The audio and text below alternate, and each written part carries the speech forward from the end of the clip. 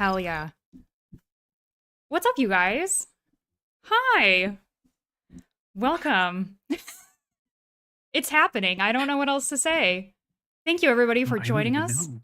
It's crazy. Here we are. Where are we? I don't know. We are where a lot of people have wanted us to be, I guess. I think that we, in jest, were like, hey, let's do a podcast. And then it turned into, here we are. So, This is apparently what it takes to get me on camera yeah. because, otherwise I'm like, Yes, which is totally fine. I don't think that there is like it's literally not a big deal. You can do whatever you want, but just for like the aesthetic, I'm like, can we please have like an on-camera moment? I'm so glad because now everybody can see our matching flannels. I want to thank everybody who's joining us today for this first episode. Trez, good to see you. Halo, good to see you. Kat, thank you so much for being here. MVD, welcome. Thank you guys so much. Netsky, thank you so much for joining us. I realize that Halo and I almost have a Twitch baby, so congrats to us. let's go. If anybody doesn't know, my sound alerts are currently paused and my alerts are currently turned off because this is a recorded session and there will be obviously edits done to this. So the way that I see it is that we're going to hang out, gab a little bit, and maybe take some like commentary at the end. So my editor can kind of go around this. And when I say my editor, I mean myself. So I was like, man, our production value. Our production value is crazy because I have a very critical editor and it is what it is. And she's like Iron Fist. Dude, she is Iron Fist, like watching the details constantly. And I've got to say, like, it's pretty honorable for her because she really can't be fucked most of the time. So I've got to hand it to her for just getting out here and trying. So I just want to thank everybody for being here. It's cold here, so I'm in a hoodie, blue calico. I totally get it. I mean, like that's what the stinking flannels are for. They're pleasant in between. Sorry, I hated the bouncing of that light, so I had to turn it off. So, Kat, thank you also just for being here and being amazing. I'm going to go ahead and kind of turn the chat down for a minute. So I'm going to have Gore kind of talk about himself and we're going to jump in and talk about kind of like the lore that we have, which is actually like kind of insane. Oops. Oh no. Dude, I did cable management and everything is like too managed. Okay. Did you make big changes to things and now you're like, well, dude, I just did cable management. I did cable management and I have already regrets. I have some regrets here.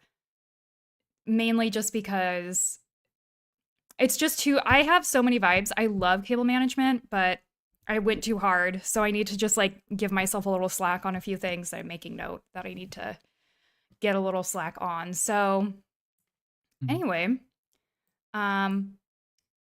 Gore, you baddie. Thank you for being here. And thank you for being part of this. I appreciate it so much. Please tell us a little bit about streaming and all that shit. And I don't know how podcasts work at all. I'm not a bro. You're not a podcast bro. I am unfortunately not a podcast bro. I had moments today where I was like kind of going over like, it's like, oh, these are some things, Yes. Whatever, right? Like you do, like you kind of rehearse things in your head, right? How they go. Yep. And I was like, man, some of this I'm just gonna make it sound awful. I was like, I need to not make it sound awful. Like, don't. Oh no! It's like the big bold letters of the episode would be like, streaming sucks. Stream. Well, I think that's like a lot of things that people, especially when you start streaming, you don't quite grasp how many things can possibly go wrong, and it's a very resilient time to like think, oh yeah, this will be fine. I totally have this under control. How hard could it be? And then you're just like completely, utterly, I don't know, overwhelmed with how Yeah. perfect a stream can be. And then you watch back the VOD and it's like there's this beep, like sound to your quality at the beginning and or whatever. And it's Oh, a nightmare. You're like, none of this, I oh, can't use any of this. I can't use any of this content because my audio is ass. Or like, do you guys know how many times I've had like my screen because I had a face cam, but I was like, I was like, well, I can't use any of that. oh, My face I had is, one in the early days uh huh. of when I came back. Okay. Okay, yeah, So, because there's that break I yeah, have between uh, when I came back, there was a stream that I was like, ooh, some good gameplay shit happened. yeah, I'm gonna clip this. I'm gonna do some stuff with this. yeah, Like let's go. And I was going through it, and I was like, what is that sound? yeah. What is that sound? Why is there a sound? Yep. What is this sound? Like, oh Mm-hmm. my god! Through the whole stream, there Yeah. is this sound intermittently, and I can't Yep. figure out what it is. Finally, I realize it's because I'm tapping my leg, and it's making the microphone stand hit the monitor ever so slightly, which is making Oh. this thump. It's thump, thump, thump, thump, thump, thump, thump, thump, Oh thump. my god, And I'm that's like, I'm oh so my god, that's sorry. awful. It What? literally it's so awful. Like I completely resonate with that. And I think that, when we go back and kind of tell our like lore, it's so important to go over that because that is such like a quintessential streamer experience. And like when I first started streaming, I just from like being in entertainment, I knew that there was like a lot of production value things. But I still could not foresee like the issues that I have now that I still have now. And like even like when we started as late as we did was because I was literally having other issues. Um, but I feel like, we just keep trying and we just keep going. So we've Yeah. already kind of rehearsed this episode because I am that way. So I am insufferable sometimes. So I would love to hear Gore. Gore is who I would like to call a pre 2020 streamer, and I am a post 2020 streamer because there was so much that changed between those two eras within Twitch. But one thing that we do kind of have in common is like our age bracket. And so there's a lot of commonalities here, but both of our Twitch experiences are just vastly different. So, Gore, I would love to hear what made you set on Gorkek? Like what is the lore of your streaming? Like when did you start? You took a break for a period of time. Like Mhm. what does that look like? When did you start? What caused you to take a break? What started you to get back in? Like I don't want to be super interviewy here. Sorry, but I just like Mhm. am so No. curious. Please share. Okay, so technically, I think our first like stream should have taken place in like 2015, 2016, Yeah. somewhere around there. It took me like 2 years to hit affiliate. Uh-huh. Okay. And Yeah. and now people might hear that now and they might go, "Oh my god, this guy's trash."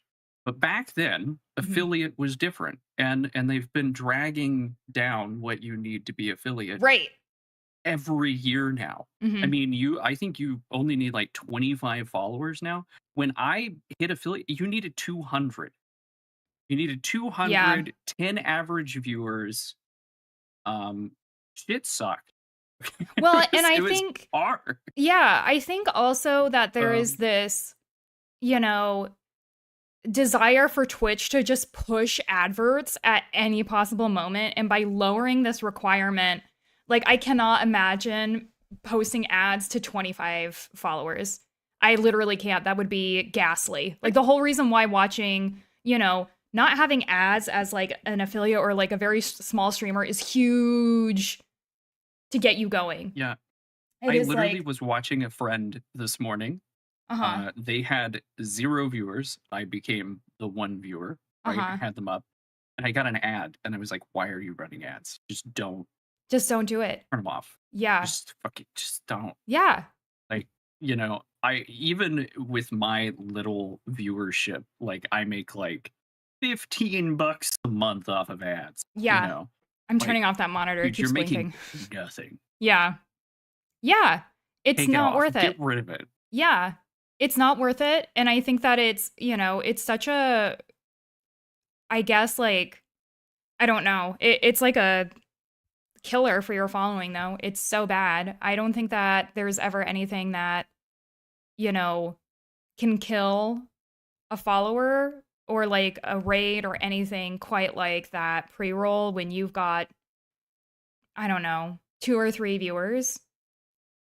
It's just it's ghastly. And it's like I remember having 25 followers and I had like an average of like 1 or 2 viewers. I can't imagine spamming them with ads, but I don't know. I feel like that's such a Twitch thing to be like, "Oh yeah, let me go ahead and we're going to like handle your adverts and we're going to be like dealing with that and dealing with, how much you can show these ads and, how many you have to do." It's like literally the most annoying thing in the world. Please ignore me as I adjust my lighting because I am a real streamer and that's what we do. But Well, and in those days too, yeah. it was different. Like, sub prices were higher. There weren't Twitch subs, Amazon Prime subs. Those didn't Yeah. exist. Like, Yes. bits didn't exist. Yep. Nobody who was like a large content creator, like large, I mean this by like, how you have like fucking literal like large multi-million-dollar people, Literally. superstars, musicians, Yeah. and stuff who stream on Twitch now, Mhm. and they get like 20,000 people watching them. That was unheard of. Yeah. That did not exist. I streamed to someone's cat and a bunch of Australians. Yeah. Hell yeah. It's literally the only population that matters, truly. That was it. That was my Yeah. demographic. Yeah. And then that was it. But I think like when we kind of like talked about this offline, which I think is like really interesting, we both kind of started streaming because we were like the designated streamers of our friend group, even though it wasn't necessarily like, for me, it was streaming because I was playing scary games and my friends wanted to watch and didn't want to play, and we did it on Discord. And then that was kind of like the foundation I had before I decided to start streaming. And I didn't think that streaming would become like the thing that it is now for me, which is like such a highlight of my day and my life, and I do not know what I would do without it, blah blah blah blah blah. Yeah. And I don't know. Like I don't know. I could like go off on that obviously, but when yeah. Well, that's another way it's different too. Yeah. Like today, you can Discord stream. Yeah. You can do that. But when I first started, we didn't have Discord. We used Ventrilo, Yeah. Mumble, TeamSpeak, paid services that did not have video. Yeah. And if you wanted to stream, you streamed on Twitch. There wasn't Kick, there wasn't YouTube streams, Right. there wasn't TikTok. Like, you streamed on Twitch. That's how, if you wanted other people to watch your gameplay, you streamed on Twitch. Yep. And that was literally why it started, because I didn't have another option. And in fact, if I had started like today streaming, it wouldn't be on Twitch. I would just be streaming on Discord to a group of like 3 people. Yeah. I mean, like, that's ultimately what I did. And when I decided to like ultimately stream, I think that I've said this on stream a lot too, which is like, I was playing Baldur's Gate 3 for the first time, and I had this career in streaming, this career in film and TV that was at an all-time low. I could not book a single thing, and I just couldn't seem to get like a break in this career. And I wasn't even looking for like the break, like where you're in like one movie and it like changes your life. I just was in a place where I literally could not get just a shot to do anything. And I was watching my friends kind of like go past me in that. And video games had always been a part of my life. And after I lost my job in 2018, my first job in 2018, I took a break from games. I thought that gaming was like a pastime and a relief I was like no longer worthy to have because I was like part of the rat race and was like, I need to work. I don't have time for games. And I did that until, 2023, which like would be ultimately what would change my life forever because of Baldur's Gate 3, right? And I didn't think much about Baldur's Gate 3, and then it was the beginning of 2024 when I actually picked it up. I was having like a really ghastly time in my friend group. I was having a ghastly time in my relationship. I was just having a really, really hard time getting through anything. And just like everybody who's picked up Baldur's Gate, I swear to God, we've all trauma bonded. It was on sale. I literally went home and I remember seeing like a reel of Baldur's Gate. It was kind of like showing up on my feed. So I was like, this looks hilarious. I think I'll just give this a shot. And of course, it was on sale. So I was like, okay. I had all of these like really long filming days. And I just remember being on set, being like, I cannot wait to go home to play Baldur's Gate. And I remember the moment where I was like, I'm going to stream Baldur's Gate was right when I got to the Shadow Curse lands, and you're just like walking to, in my case, I was walking to Last Light, and it just like hit me. I was like, I'm going to stream Baldur's Gate. It hit me like a fucking train. I was like, I have to do it. And I don't know, I get wild ideas every so often, and then I just kind of go off half-cocked, but I just knew in my heart of hearts I had to do it. And at that time, I like had completely quit streaming to my friends. We were just on completely different wavelengths at this point, and just we weren't meeting up anymore. And I remember stopping, and I went onto Amazon. I got the cheapest webcam. I got out all of my old lights for like auditions. And if anybody doesn't know, when you do have auditions and when you do like filming in general, you can adjust everything in post to make it the correct color grade and whatever. So I had lights that looked like that they would be okay, but they were ghastly. They were so cold. Yeah. I will like put in an image of right here. Washed out. Just so washed out. And I didn't give a shit. I literally was just like, I'm getting on and I'm doing this. And I remember Mr. Fofana was like going through his own shit at the time, which is like why I'm, we're beyond it now. But I remember literally just setting shit up and just him one day walking in and being like, what are you doing? And I'm like, I'm streaming Baldur's Gate. And he was like, oh, okay, because I just was so consumed by it. And it was like the one thing that really kept my head on straight. And like, I finally had passion in my life again.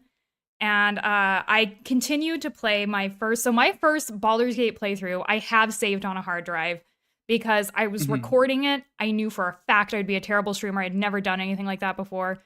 And so I have a lot of like first playthrough gameplay of me just being like the whole time it was like watching somebody watch a movie. Like that's just the entire hours of content of me just like just completely unaware. But yeah, so that's like kind of how it started. And I remember I got like Elena Fofana was actually like an old like tag that I used. It's not very original, right? It's just like Elena Fofana, like whatever. It was just like this random thing. And I remember when I decided to stream like legit for the first time live, I was playing April 24th, which is like an Emeka scary game walking sim. And I told no one. I fucking told absolutely no one about it. I think like 3 people knew. Maybe like 3 or 4 people knew I was streaming, but 2 people actually knew when I was going to go live. It was my friend Shannon, and it was like her boyfriend Mark. And they were such baddies about it. They fucking like showed up, and I was just, I'll be forever grateful. I will be forever grateful that these people gave me like the time of day at all. I'm sorry, I'm noticing that I'm like out of fucking focus. I have to like zoom in otherwise the camera gets very upset. It's like, I can't read your face. I can't read your face. I can't read your face. And I'm like, but I like sitting in the Yeah. dark. Anyway, but Well, that was like, I ended up locking mine you because I did. was like, no, this is the focus. This is where I'll be. I'm not moving. This is the focus. I move Because around I too was much. tired of it. Doing like the. This was not cheap. Fucking follow my face. For fuck's sake, man. For fuck's sake. Anyway. Yeah. But you talked about your origin. So Yeah. that my Gorkek, okay, Yes. is a question that's been asked a lot. Yes. I've never answered it. Whoa. But you can get some gore lore here. I would love it. It's not exciting. Yeah. It's very nerdy. But Yeah. I was a WoW nerd for 14 years. Uh-huh. I played since vanilla when I was like a wee little babby, Uh-huh. like a small child. Uh-huh. And all the way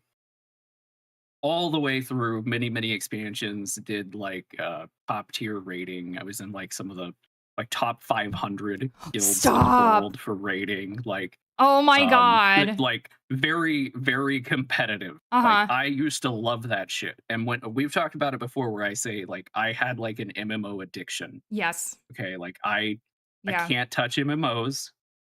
I stay away from them. I like them too much. Yeah. But Which is fair. Yeah. I was naming a character Uh-huh. on World of Warcraft, Uh-huh. and I was trying to think up of a name. All right. Okay. And I was watching a show at the same time. I was watching an anime probably nobody has ever heard of, called Megas XLR. Okay. And it's like some like frat guy finds like a giant robot, Uh-huh. aliens. I don't know. Hell yeah. It's whatever. Okay. Yeah. So I'm watching Megas XLR. Oh my god. And the villain in Megas XLR, I think his name for this episode was like Gurjek or Gurkek or something like that. And I misremembered it and put in Really? Gorkek. And I was like, I like Gorkek. And then I was thinking, I was like, oh, and you know what? When people use like a tracking thing, like hunters or rogues can track on their mini map Uh-huh. and see humanoids. Mhm. It doesn't tell you whether they're friendly or not. So if I have a name that sounds like I might be Horde, I can be sneaky. I can be Oh my sneaky God. in the places I shouldn't be. And I was like, yeah, that's the name, Gorkek. So, Oh my and to this God. day, And to this basically day, any Gorkek you find, that's me. that You is see you. one in the wild, it's me. I've made it. There's Your like thing. 2 other people who've done it, but See, that's like, that's how I got Elena Fofana too, is also like, I was looking it up. I had already had the Instagram Elena_Fofana, but it was the only name that I saw that was available on YouTube, Twitch, and Instagram, TikTok. The Elena just _Fofana was this totally up for grabs names, which I feel like is, if that's a sign, that's gotta be it. So that's ultimately how I ended up getting that. I thought that was like really funny. I mean, it's weird to look back at that. It's really weird, but I feel like it feels so long ago. I do think a part of me wants to like upload that streaming, that get that hard drive and like upload that stream, or like those first streams that I like ended up not doing or like not uploading because it was so incredibly ghastly. But we'll see if that ever actually happens and is. I like torched everything. After You I came back did. from my break, like I had old clips and like VODs and stuff. That shit, I obliterated it. I was Yeah. like, no, we are re-imaging. This is not, we're not doing shit like that anymore. We're having better content. Yeah. So like it's so weird, this idea that you need to reemerge or like readdress yourself, because there was such a moment for me, because it's like there's 2 people who go to streaming, right? For anyone who doesn't know, this is like a decent amount of Elena lore that you can kind of get from me. Is in 2021, Mr. Fofana tried to stream. He's a very different type of person than I am, and that was like me just like hustling, working. 2021 was a great year of film for me. I had a shitload of work and I just wasn't home. And so he kind of did streaming for the same reason I would end up doing streaming, which is like because I'm home and by myself and, you know, I have no friends, blah, blah, blah, boo, boo. And, but he was the perfectionist about it. And he was the guy who had to have the best camera, the best lights, the best computer, the best. Both me and him went to school for the same thing. We both have degrees in graphic design, essentially. So he made his own overlays that were very good. He made his own everything very good. But he just sort of never got through those few months. And for some, it's like even years. And for some, it's their entire streaming career, right? Where you are streaming to no one. It's really hard. It's really discouraging. He's really good. Mr. Fofana is probably one of the best FPS players I've seen. I've seen a lot of gamers. I've seen a lot of people who think that they're hot shit. And that man is so good. And so that's why I was like, you've got to just keep at it because what you're showing is competitive content. It's very good. And he did no cam, no commentary. It's really hard to, like, I realize now to generate a community that way, but it's very niche and you can. But he never got around that. And when I went through streaming, I was the exact opposite. I got the shittiest stuff that I had. I got like the shitty stuff that I could afford. I just went out there and did it. Bestie. It's like, were you talking about me? Were you talking about me being the best camera? I have to be upset about that. But no, in all reality, I remember streaming when I started streaming pretty regularly. And with, you know, Mr. Fofana seeing that I was doing it regularly, there was like, I was doing the mortuary assistant when I made affiliate. And it was right around then, I think that he saw that I was finally taking it pretty seriously. And it was, I remember around like my 30 follower plateau that I found on Reddit was like a thing that people had when you're like stuck at 30 followers. And that's when he was like, do you want the Sony? Do you want the lights and stuff? And I was like, I thought you'd never ask. And then it was sometime around there. That's when I got the setup that I got. And boy, has that been a blessing. Has that been a fucking blessing. And this camera and everything was here even before streaming because Mr. Fofana, how we met on a movie set. He's a cinematographer. And we have like a shitload of cameras that just exist here for fun. But anyway, this is a Sony a6300 if anyone's curious. The end. This is a $50 razor. Even better. Got a weird name. Dude, I have like the OG. Let me grab the OG. Tell us about your first stream because it's like Gore has a very relatable first stream. I'll be right back.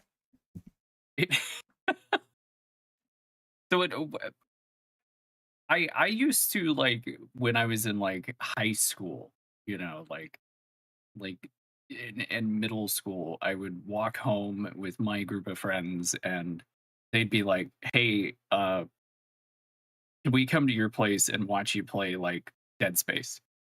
Can we come over and watch you play Mass Effect? Can we come over and watch you play Halo, like Gears of War, you know? And that's what I did for a really long time. And then when I started making more friends online, that kept going. Like I had people would be like, I want to watch you play this. I want to watch you play that. Like, if you ever played this game, you should play this game. I want to watch it. So I started doing Twitch streams of those games.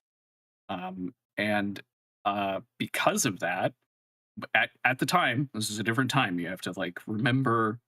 This is the fog comes in, the time machine sounds happen. The olden times of gaming. It's not like Steam now, where Steam has everything you want. If you type in, you know, coffee horror simulator, you'll find it. You'll find a coffee themed horror game. Like you get it. There weren't a lot of horror games. There just weren't. This is around the time that like Blender appears, and that was like crazy. SCPs start being a thing, and that was crazy. Markiplier wasn't famous yet, and that was crazy. Um, and so I streamed when it first came out, Alien Isolation, because that was like hot shit. That was, big name Alien. We've all seen the Alien movies. They're scary. This is going to be a really scary game. And it was scary. It was really fun. I had a lot of time, a lot of good times. I streamed that to start, and Amnesia: The Dark Descent, which is another like old school. I'm pretty sure if I played Amnesia now, it wouldn't scare me. But back then, I was like scared. I used to like take breaks. I used to play this game called Toki Tori. If you go on Steam, you can find it. You play as a little chicken, and it's a puzzle game where you try to get the little chicken's egg, and it's cute. And I would get so scared playing Amnesia and so scared playing Alien that Right. I'd play Toki Tori. I'd turn off the game. I'd play Toki Tori on stream for like 30 minutes because I'm like, I can't do this. I can't do this. Yeah.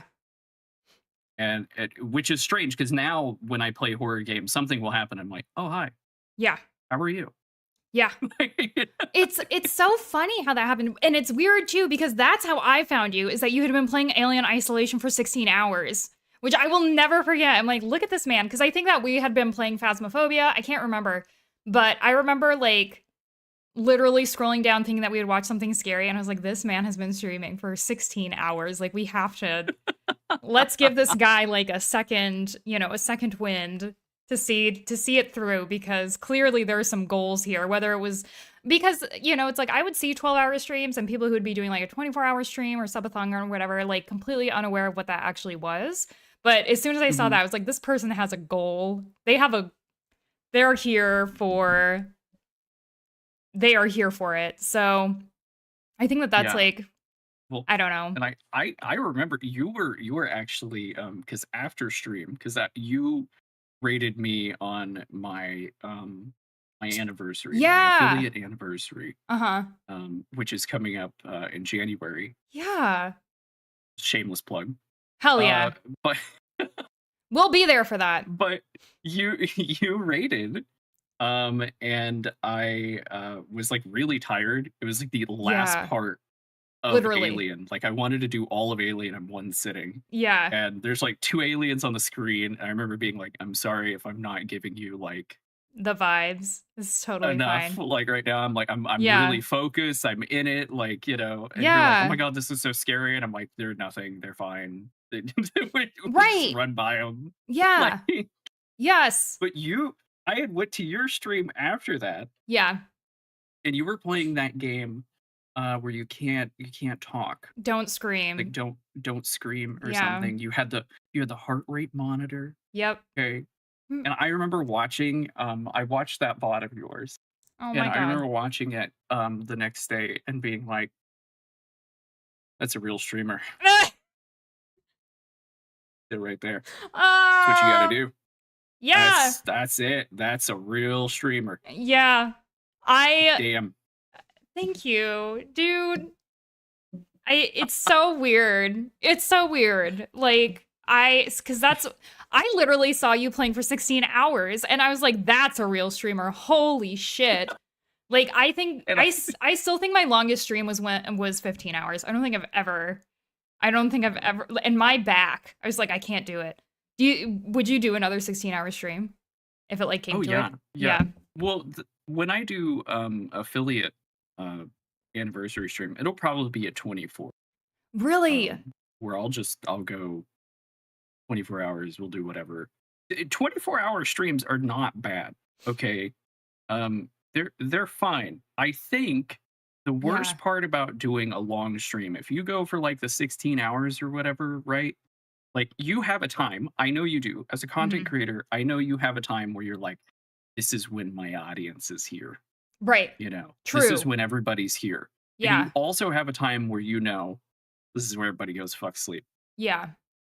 And you kind of like move yourself around those times to try to build a group. Yeah. And that's what sucks about long streams is ideally you get two of those, but you Yeah. don't always. And a lot of times it'll end up being 4 in the morning and you're streaming to a cat, a cleaning lady, and an empty room. Yeah. And I mean, like, I've even had people who were like, "Oh, yeah, I fell asleep." So I guess I was like, I was following rated somebody else who rated somebody else, and now I'm here, right? yeah, Like, I was literally just asleep and I woke up and here, So there is this sort of like, I don't know, this thing when you stream really long, it's like a double-edged sword of being able to, see your friends that you're used to and then hopefully find new friends. But then you kind of have to deal with the weight of like making sure that you can accommodate those time zones and stuff. But I don't know. yeah. This is my OG streaming camera. It's the Oh my god, classic like I Logitech. had the same one. Yeah, it's like the classic Logitech C whatever whatever whatever. Like office cam guy. Look at that I used it shit. until it died. You did. I used Yeah. this for me for those first few months of streaming, and then this was the kitten cam. And now she can retire because we've got a better uh camera coming in for the kitten cam. And thank God, because she's been getting what made your camera die? Because she started to get flickery.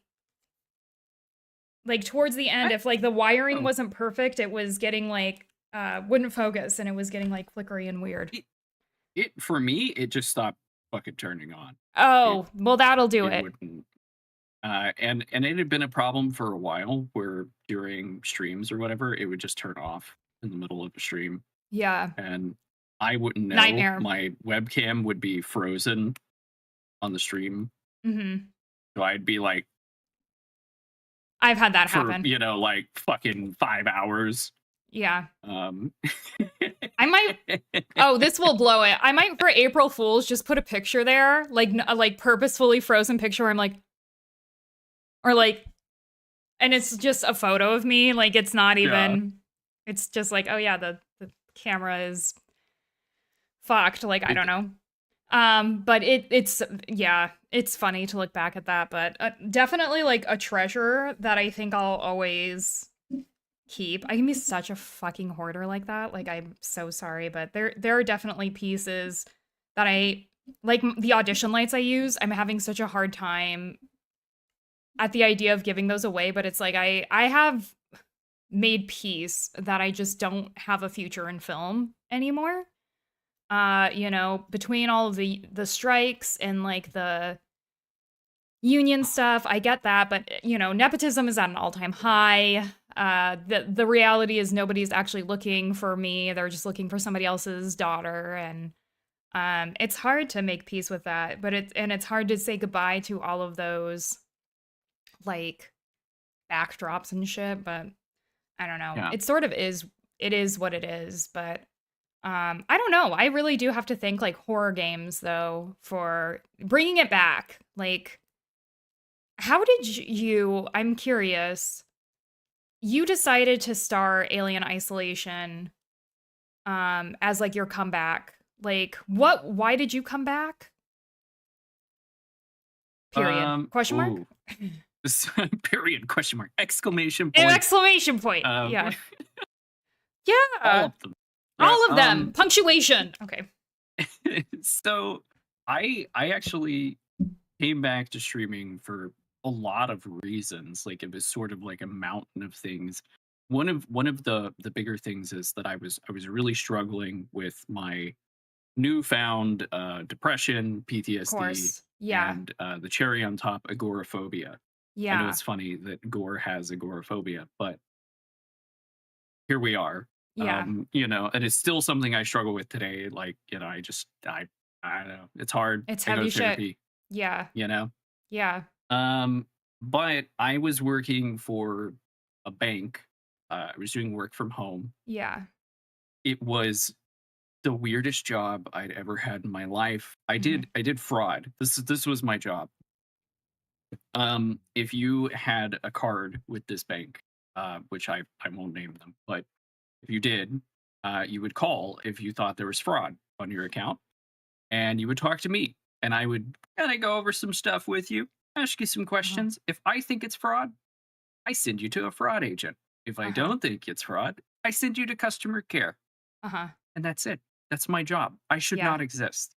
Like I that should not be handled by one specific person. Like it's so Yeah. weird. Um, but that's what I did. Most of the time, I talked to no one. Uh-huh. Um, because I am oftentimes very dry and coarse. Just to my humor and my banter and wit, I got stuck on the French team. So my team had troubles with everyone else because Uh-huh. they were French and they were mean, but I Uh-huh. thought they were funny. Yeah. So uh, And we so got along I well, was gonna say, and so but you guys got along great. It was awesome. our time zones never meshed. So like Yeah. I would come in and they'd be leaving and I would like talk to my manager for 5 seconds and he'd be like, "All right, see you later." And I would do nothing. Oh my I would god. most days had no one call. Some Uh-huh. days I would have 2 people call. I would Uh-huh. watch Netflix for an hour. Some days they'd be like, "We need you to come in on Saturday. Can you work a full shift on Saturday?" And I'm like, "Fuck, I guess I'll find something else to watch. I Oh don't know." darn, I have to sit and collect a Whoa, paycheck. Oh no. holy shit. Oh no. Um, How will I and ever cope? and we would have this performance reviews, and my manager would be like, "You're the best employee on the team." Because you're like working like all of these other shifts, but you're just sitting there like, And I'm dude, like, living the "Dude, dream. I do Living the dream. nothing, Just like please." sitting. Oh my And I god, was that's so so funny. bored, but Yeah. I could like because of this, I could see the writing, right? Like I'm like, at some point of time, someone is going to figure out that this job is a bunch of bullshit and they're gonna lay me off. Like Yeah. that's gonna happen. Yep. And that was a concern I had for a while. I talked with one of my other coworkers about it. And she was this older lady that was a cougar who was very into me. Hell Um, yeah. and she did not hold back on any of that. Oh my But she would god. always tell me, she would be like, "Hey, you have a really amazing voice. You need to Sexual do work with your harassment. voice. Sexual harassment. Do Okay. work with your voice." Yeah, okay. Yeah, yeah. But like so eventually just one day she like texts me all this shit. She's Yeah. like, "Okay, I've booked you auditions with these people. I've made you like a profile. Here's some stuff I need you to make recordings of. Like, Yeah. we're gonna get you a gig. We're gonna get you some work in this." And I was like, "Okay." And I Cougar started to do that. gone talent agent. Yeah, Gone I lover. Just started to kidding. do that in my free time while I was working. In my free time while I'm Yeah. working, I was Okay. doing voiceovers for Yeah. people while Yeah. I'm on the clock, Mhm. double dipping. Yep. Um, and that was just kind of nice. It started to make a decent amount of money. And when I got laid off, like I made less money doing that than I did working at the bank, which wasn't a lot of money in the first place. Mhm. But I said, okay, well, I'm going to keep doing that. What's something I can do in my free time? Yeah. I'm going to play video games. So I Uh-huh. did. Uh-huh. And one day I was playing Dead by Daylight, getting Mhm. my achievements done. Uh-huh. And this guy in the post game chat blamed me for having a shitty cosmetic on a killer I never play. Oh. And I was like, dude, I'm unemployed. I have no money. I'm Yeah. so sorry. I'm trying my best. I love that you I don't play this apologize character. to this Like, troll. yeah, I'm like, I wish I could make your experience better, but I Yeah. can't. And he DM'd me and was like, dude, let me PayPal you some money so you can get a better skin. I was like, okay, sure. So like I gave him my PayPal. That guy sent me like 250 bucks. Yeah. And was like, I own this game studio. I work here, da da da da da, keep That's doing what you're doing. You crazy. should look into live streaming because you are really good and people would watch you. And I Yeah. went, okay, I Yeah. did it. And people did watch. And people And did they still watch. do. And they still do. It's so weird. Um, Like, literally, the Twitch community, I had no idea. I was ready to get utterly roasted. I think that you kind of see streaming stuff. And I was like, I'm ready to get roasted. Like, I don't care. There can't be anything that they say to me that hasn't, one, already been said to me. Two, I'm already insecure about and like have gotten over, you know, or, you know, three, it's like just be creative, right? It's like I feel like I have mhm. endured just as much fucking, you know, hate or whatever that is for so long. And everybody who came in was so nice to me. I had like a few people who were like very trolly and stupid and they just kind of told on themselves, but the majority of the Twitch community has been nothing but encouraging, accepting, and like so many of these people, I think about my community and people that I cross paths with. It still feels weird to say my community, but I think it's creepy to be like my friends. But I talk Isn't it? about, you know, like I Yeah. just care so much and it's like people that I care about. I can have the worst day.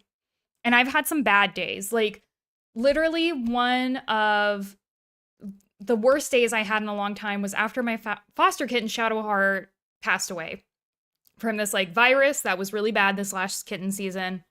And we had lost other kittens to that too. It was just really sad. And literally, like, one of the things that I did after all of that, like, being absolutely spent is Morgana was streaming. And she was doing, like, a really dorky stream. I can't remember what it was. It was Baldur's Gate something. And I remember sitting there and just, like, watching the stream. And I'll just call it out because Therese is here. But Therese was like, "Are you okay? You know, like, what's going on?" And I just remember being like, you know, "Thank you for being here. Can we just like, I'm just watching the stream." Trez was like, "I'm watching the stream too." And it's like, this is fun. And we just sort of sat there in this silence that, you know, I tell this to other people about how nice that is, and they don't get it. And it's like, you have to be part of Twitch to understand the kindness that is literally messaging people online. And like, even Morgana didn't know how good that stream was for me that night. And being like somebody who puts that content out there or like tries, like, I don't know what people's days look like, but I know when I stream, I want it to be a place where people can hang out after something really awful has happened, or maybe you're having a terrible day, but this is just a place where you can hang out and it's nice. I think about the last time that I went out and was like, "Oh, this is nice." Or like it's so stress-free for me to stream. I can have technical issues, I can have all of these things, but it's so stress-free. You know what is stressful? Planning a girls' night because you're having a bad time and they bail. That's stressful. Going out somewhere, seeing there's a big line, seeing that you needed a reservation, that's annoying. But I can fire up a stream whenever. I can message everybody on Discord. You know, like, I have company here, and they have company in me. That will always be there. And I mean, like, I don't know. That's why I'm sort of like, fuck it to real life, and fuck it to people, you know, your friends, your whatever. Just fuck it. Like, there's so many people in this world, and we're in the information age, and streaming on Twitch has just been everything that I've needed for me. Like, I can't explain it enough. If I could tell myself, you know, 2 years ago that everything would change in the best possible way, but you have to stop acting, I would have like punched myself in the face and been like, "What?" But it's like, literally, you'll be so much happier. You'll be so much happier. Your friends will be virtual, but they will be the best friends that you could possibly imagine having, especially as an adult. And like, you'll not regret. I don't regret a single thing. Like, I think that's the one thing when you're truly passionate about something, just the regrets are they're non-existent. They're non-existent. And like, I don't know. I could go off. I never expected, you know, the group of people that have managed to find me to stick around, and not only stick around, but be so enriching. Like, everything they touch turns to gold. Everything that we have. I don't want to cry. It's a weird time for me. It's a weird time for me today. But it's literally crazy because I have done nothing but be in an industry where everybody is very calculated, cold, critical, and ruthless. Like, that's the only way I can put the film industry. There's very rarely people who are looking out for each other, very rarely people who are we're all like in the war. We're all in the trenches and in the foxholes, just sort of like, oh, hey, hope you're doing okay. We're all dying, starving, whatever. Yeah. And even before that, I was in the rat race. Before that, I was in college. I had a terrible time in college, and I, had a terrible time in high school. I had a terrible time in middle school. Like, it's very hard being an idiot. You don't thrive in those areas. So yeah, I just can't. I don't know. It's really weird, but I love think it. It's crazy that your experience has been like very like wholesome, and I will say my experience has also been very wholesome. It has. Your community is wild. Yeah. Especially when I was doing DBD full time. Like, that's what I was doing. 16-hour streams of just Dead by Daylight. I can't imagine. People were fucking shitty. Yeah. Yeah. Yeah. And it's part of the reason why I don't stream it today. It's part of the reason why I made that shift. But like, it was literally just going through hordes of shitty, awful human beings and finding little diamonds in the rough, which I love. I love all my wonderful friends that are so sweet and so kind in my community, but they're few and far in between. Yeah. And people don't like expect it. Yeah. Because I wasn't like a sweaty like killer or anything. Like, I'm always goofy, and I'm always like, oh, this person, they made an oopsie, let's go away, like, let's give them another chance. I've run into this guy too much, oop, yeah, oh, pardon me, like, just try to be nice.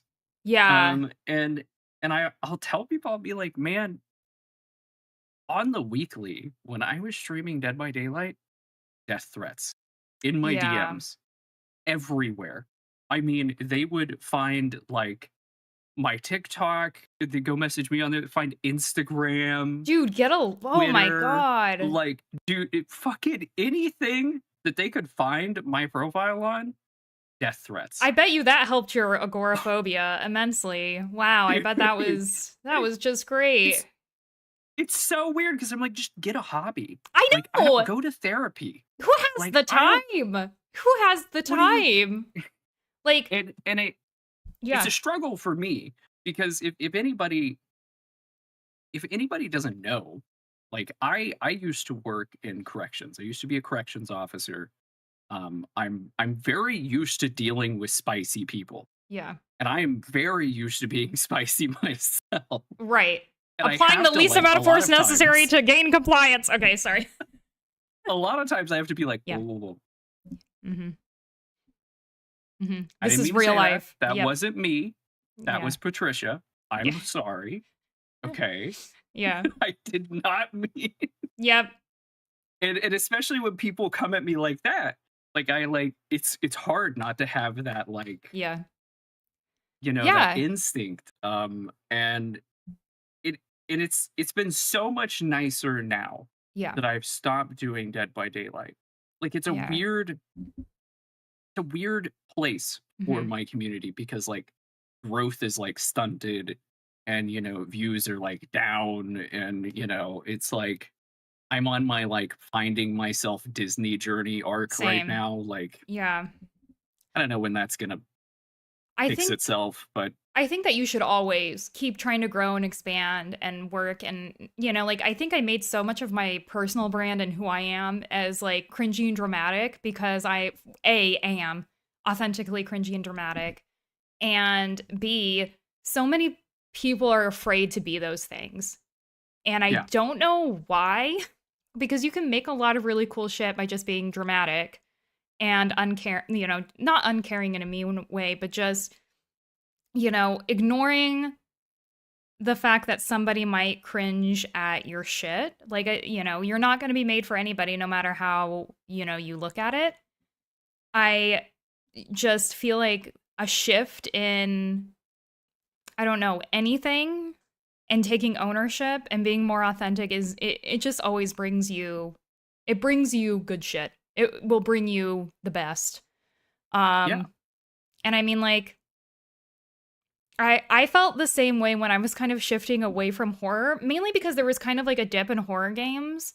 Um, but I remember like when I decided to do the like duo Shadowheart honor mode challenge Hmm. because Baldur's Gate was like my lowest performing content, even though that was like the game that I was like, I'm gonna Yeah. stream. I'm gonna And stream. I Yeah. remember because you asked me.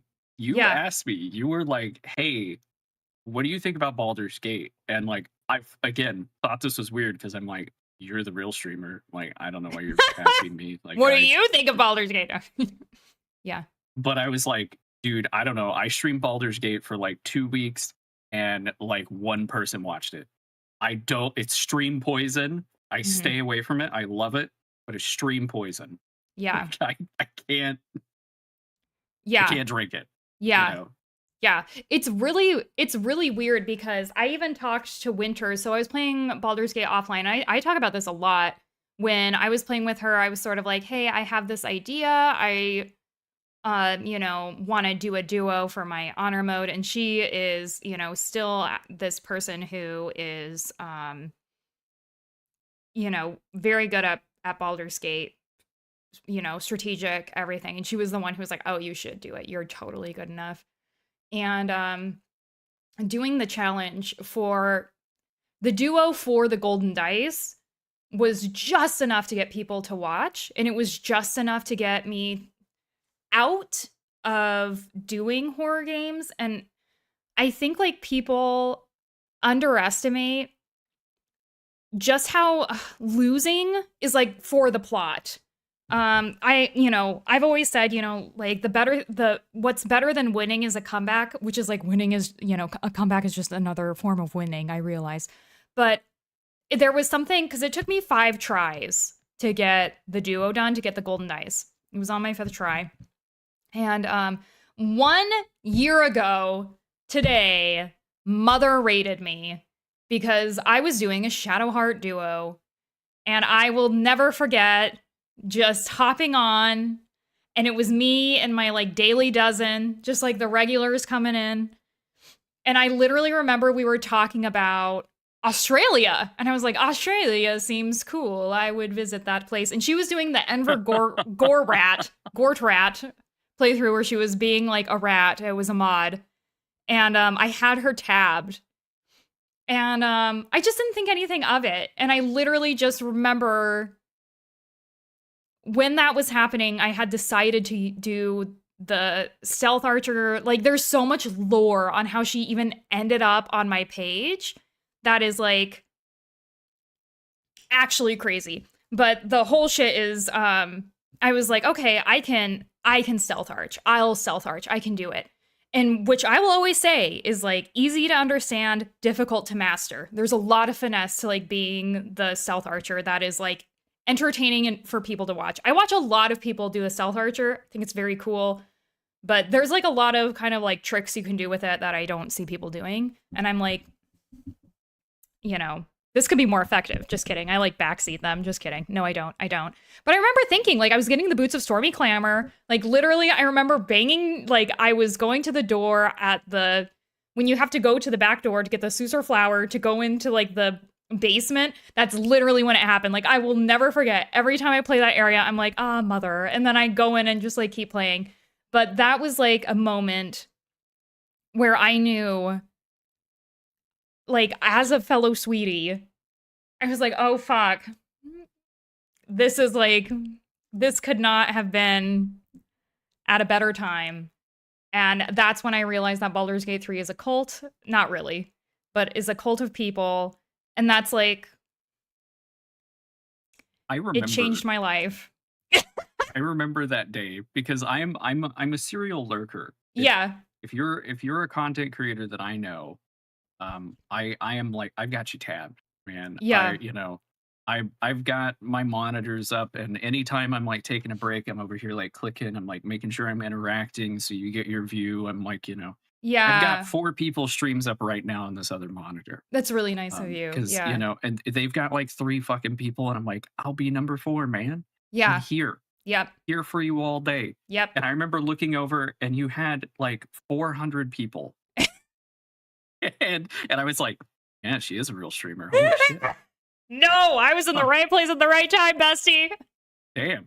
Yeah. And I remember like being intimidated by your viewer count for the longest time, because I was like, I have like 7 people. You have like 300 right now. I don't. It it was unreal. I remember being like, I need to get my Like, shit under control right now. I need to get my shit under control right now. There's, because I think that I've never really had an issue with stage fright ever mhm. or being starstruck. I always like thank my dad because he was a football coach, but I ran into a lot of celebrity people, like whether that's like pro football players, really big coaches at the time. Astoundingly, we ran into like a lot of music people. We had this encounter with George W. Bush. It was like a whole thing.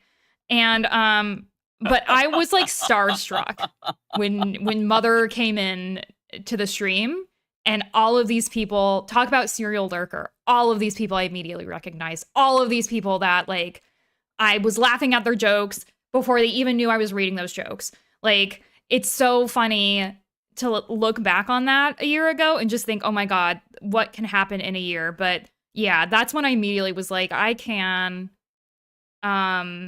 need to rally and get like you know, my shit under control, because when you can recognize the ball has been, is coming your way, that's what we would always say in football. It's like the ball's got to bounce your way one way or the other.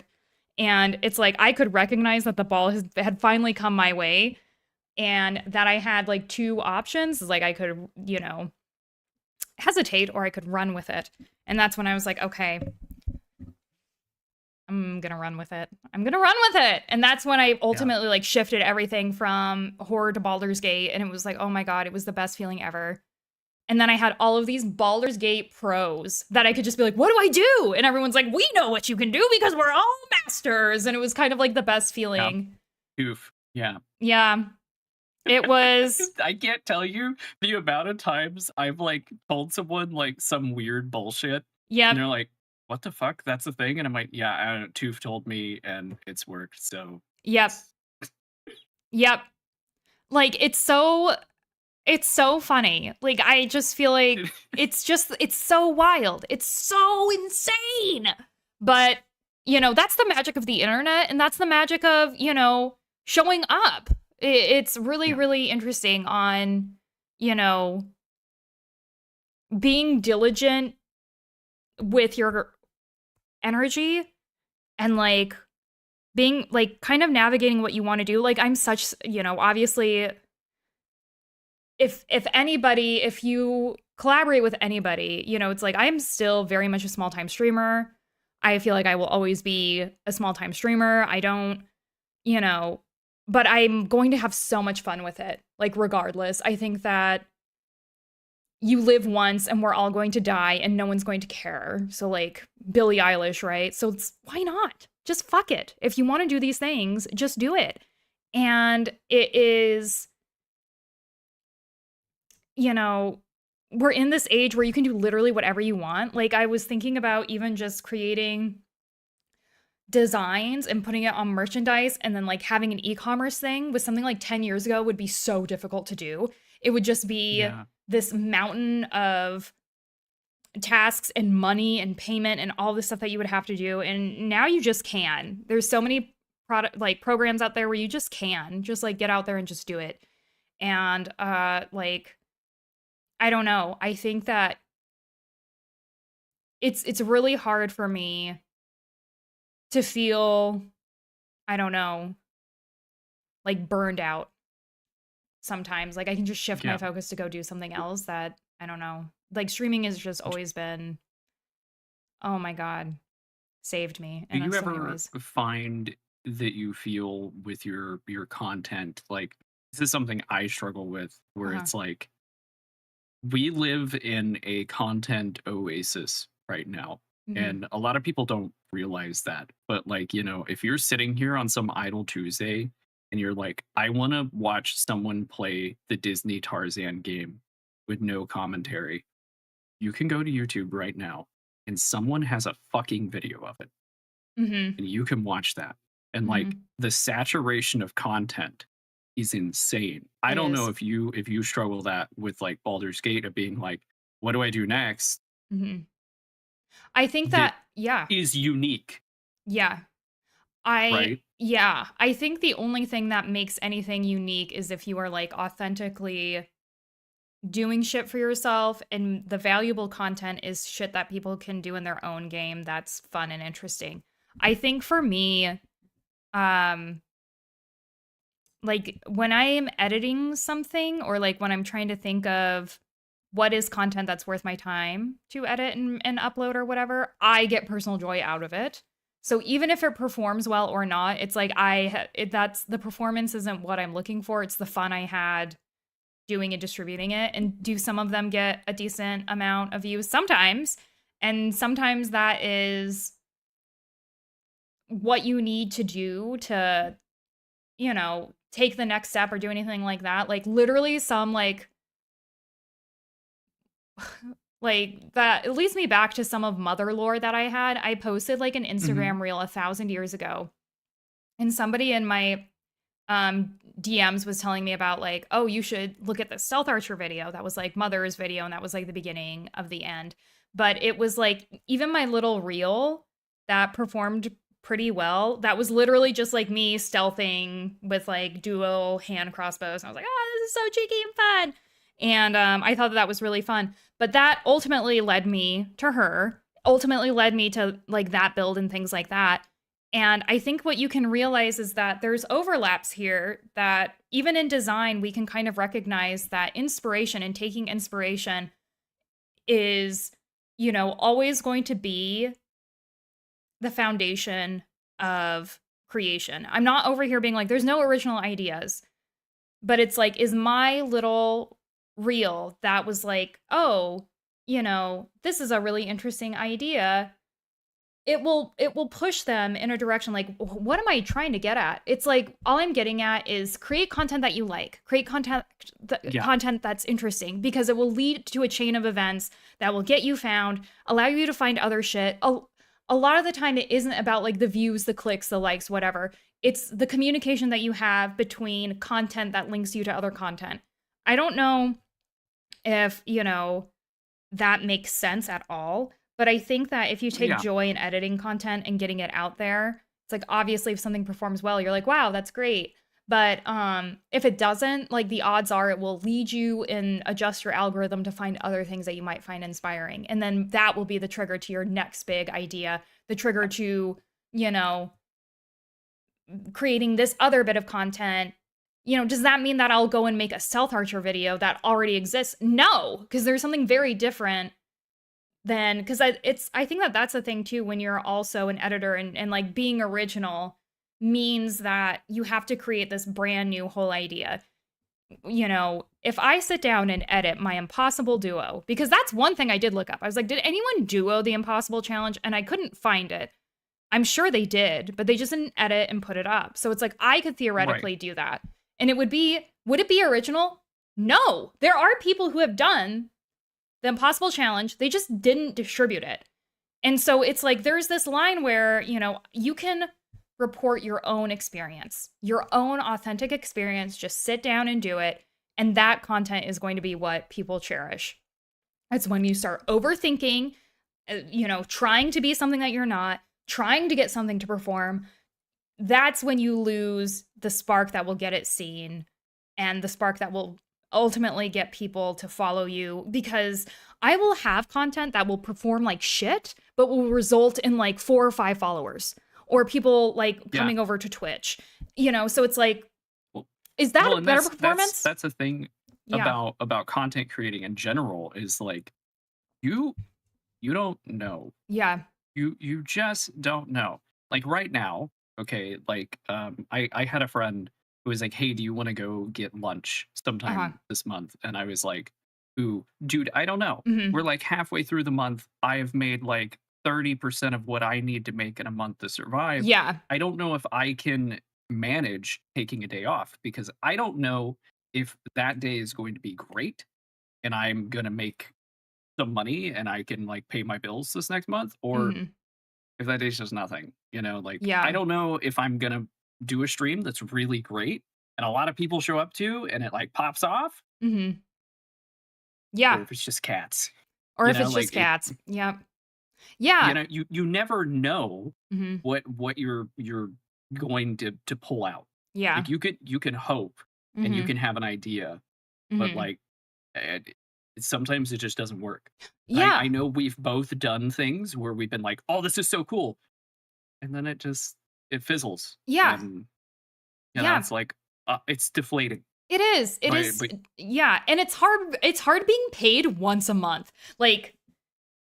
ugh, Like literally putting that out there, it can be so agonizing getting paid once a month. And I mean like yeah, I've definitely yeah. I had to pep talk myself this morning to spend $7 on candles. Um, yeah, I know. I feel you. Like, but I'm just like, dude, I'm out of candles. I really want another candle, but Mhm. $7. But the 7 it's so difficult to like when you even have like, you know, the best you can have like the best month or you can have, you know, the highest performing shit or however you want to put it. It's feast or famine. You really Yeah. are. Twitch will always be out for itself. YouTube will always be out for itself. It's Oh not yeah. they don't give a fuck Yeah. about you. When can they show their adverts? When can they take money from you? That's what they're going to do. So much of your income is specifically based on people who show up and people who are generous and people who are like, oh yeah, here I will give subs, bits out the asshole. Taco Bell. Taco Bell. I I'm will still mad that I'm Taco Bell came to your stream. You have I no idea. I am so sorry.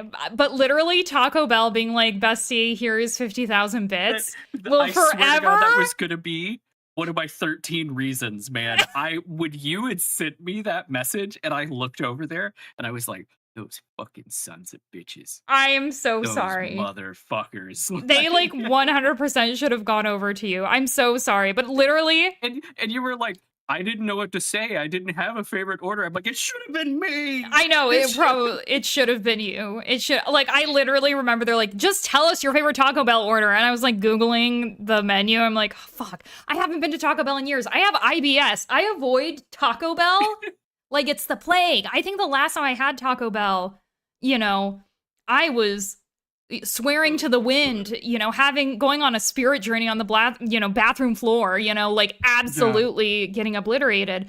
Like I can't remember the last time I had taco, and that's no shade. It just doesn't sit well with me. It's like some people can have Chipotle, some people can Yeah. have Yeah. whatever. It's not me being like, you know, being any sort of way about it, but it was just the weirdest.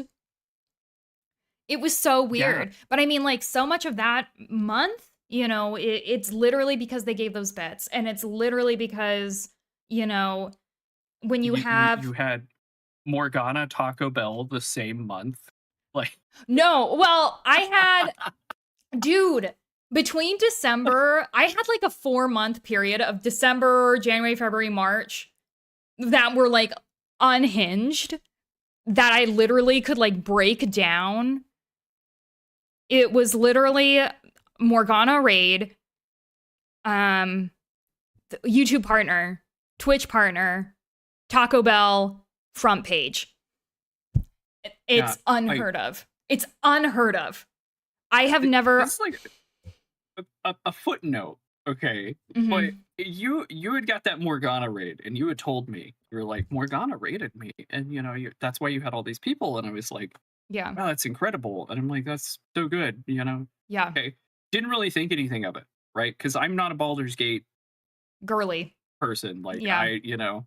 But I Yeah. started doing some more Baldur's Gate things, and I was like, you know, googling like Baldur's Gate, you know, like She's the what the algorithm. fuck She's does this coming on shit your mean? screen. Yeah. Okay.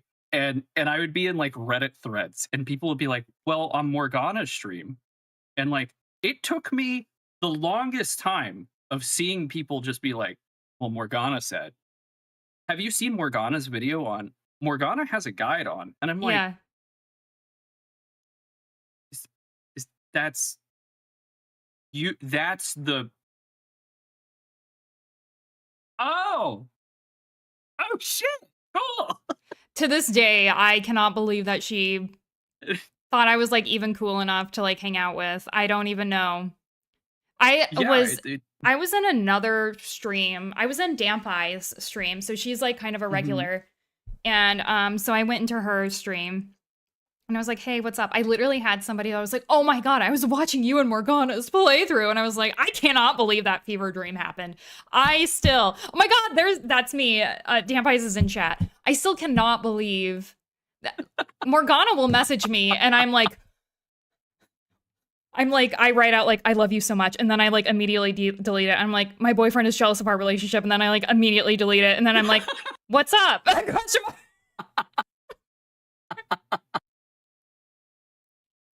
Oh my god. I'll leave him tonight.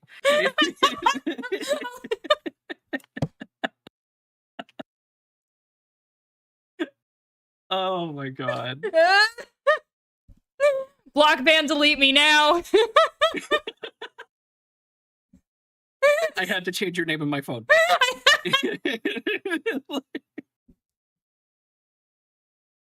No, but literally, no, I'm kidding. No.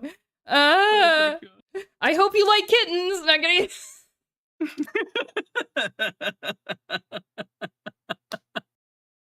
Oh my god, that's so funny. That is so funny. No, but that's like literally, yeah.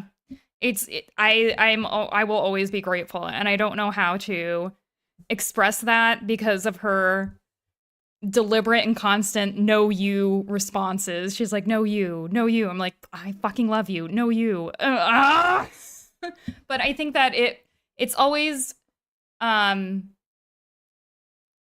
you know, I think that aside obviously changed so much of like my experience on Twitch for like the next 6 months. And when she was like, which is so funny because like even our like collab idea was from a like misunderstanding in chat. It was something where it was like I was talking about how we were going to do something, and I think they heard Gore and thought I said Morgana, I think. Something like that. Because they were like, "Oh, are you guys doing a duo? I would watch that.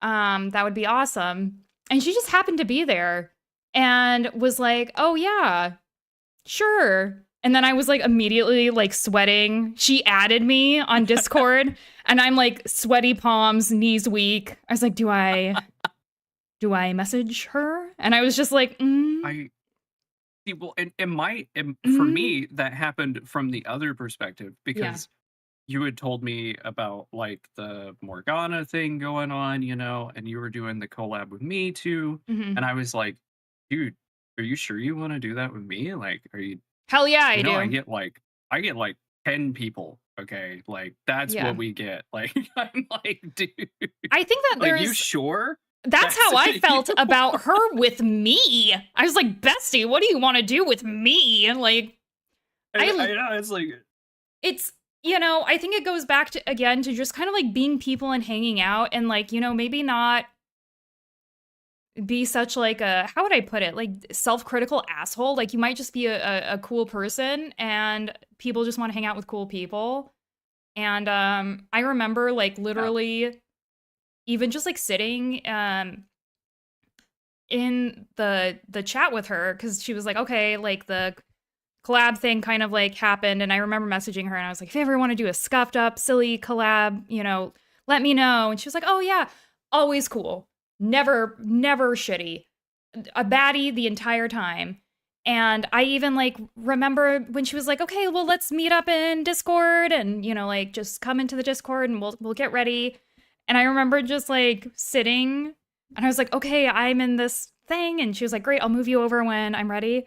And I will just never forget when she's like, hello, queen. Just like for the first time. And I was like, oh my God. She's like, is it weird to hear my voice? And I was like, it's weird to hear your voice directed at me, but I'm very familiar with your voice. Yeah. But, you know, I think it's just really nice that somebody can be, you know, so humble and so kind. And like, she'll always say, you know, like, oh yeah, I just love Baldur's Gate. And, you know, like, I just want to play with people. And it was just very fun to hang out and just do that. And I feel that way with every single collab. Like, I will never forget the people who just wanted to play with me, and that we just have a good time. Like, I think that that's the only reason why people should collab, is to have a good time. And if you're coming at this with like strategy and numbers and things, it's like, sure, you can kind of look at this as like a career thing. But more importantly, it's, at least in my opinion, and when I do collabs, it's like a friendly thing. I want to hang out with people. It's not like, sorry, there's a mosquito in here. I will fucking fight you. I never felt like that there was, I don't know, like I could sit there and be, you know, I think that there's some scummy people out there, and certainly would be like, now that I'm sitting and like reflecting on it, like I don't think I've ever given it this much thought. I'm sure that there are scummy people out there who are like, I'm excellent, I'm going to, you know, take all of these numbers and I'm going to, you know, like I'm sure that they're out there, but I think like every time that I ever want to do a collab or I think about doing a collab, it's just the energy of the streamer. The only time, like I've told you about, like, there are very predatory people on Twitch that like that's all they want. They come to your chat and they see, you know, this is what you got going on. This is, you know, who's ever, you know, throwing bits or whatever at you, and they want that. They want to consume your channel. They do. Like, it's just sharks. Well, and it's rare to find people that are actually genuinely kind. And I've had a lot of experience with both sides. Yeah. See? And that's why I like doing things with you, because I know like you are genuinely a very kind person. And I know that like I'm never worried like, oh, am I gonna drop the kids off here today and you're gonna be like really loud and annoying, and you know, like half of them are asleep, and you know, like no, you're always gonna be kind, you're going to be wonderful, your chat's great, your mods are fantastic. We have a you know, good time. I can just trust that. Yeah. And I love being able to do that. Well, and like what a privilege. What a privilege to have somebody take a chance on you with their community. What a privilege. And I just can't believe people abuse that by playing a stupid 1-minute clip of all of these times that people had to be there for. Yeah. And you don't realize that they're gonna do that. It's like you go in there and you listen to them and they seem very cool and you're like, this is going to be an awesome experience for all of us. And then you enter and they're like, let me play this clip for the raid. And I'm like, no! The ADHD, they don't care. No, you have to jingle. You need to jingle right now. I almost if you don't, they're God. I literally feel like the next time I run into one of those things, it's gonna be like, no, we don't have the attention span. Please just play what you were playing. You were so cool 10 seconds ago when I was like lurking to make sure that you weren't a fucking freak. Please, no. Like I don't want to be mean. Yeah. Like, I don't want to be mean. I want success for anybody streaming. And I'm like, this is huge shot in the foot. Like, you know what you could do? You could play that during like your BRB. You're not doing anything else, you know, it's like, that's still quality content that you could share. You can make it your channel trailer or something, but I'm like, I don't care. Anyway, yes. Yeah, I mean, one of my highest performing segments is when I go AFK, so I know. Because you play the sweetest jams. You play the best music. What are you doing? Like, here's some soothing music, and here's words if you want to do words. Just have fun. I come back and my viewers have spiked and I'm like, oh, hell yeah. I got them. And I'm like, hey guys, bring me back. And they're like, gone. I completely feel like I disagree. I think that there's like latency. I know I've told you this. There's no way. There's latency to OBS and viewers because I don't know how many times Like, my people fucking dip on the BRB. It's like, fine, you don't want to listen to the Yeah. ASMR camp. That's fine. Yeah, But there's get it. no I way. get it. There's no way. I don't Yeah, know. It's 100%. it's really, really weird how that happens. And also, like, I don't know. I kind of went off topic on just origin shit and blah blah blah. But how do No. you, because I think that you've kind of talked to me about like burnout and just kind of like surrendering to this plateau you felt. And for me, I'm obviously naive and have Mhm. experienced like a great deal of luck. So sometimes I just feel like I'm very naive because I somehow were given a couple lucky breaks.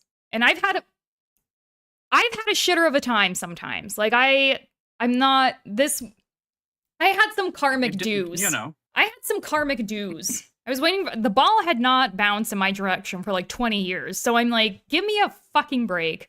And then it was like, sure, here you go. And I was like, thank you. My yeah. God. Um I but yeah. I think burnout is like a toxic relationship.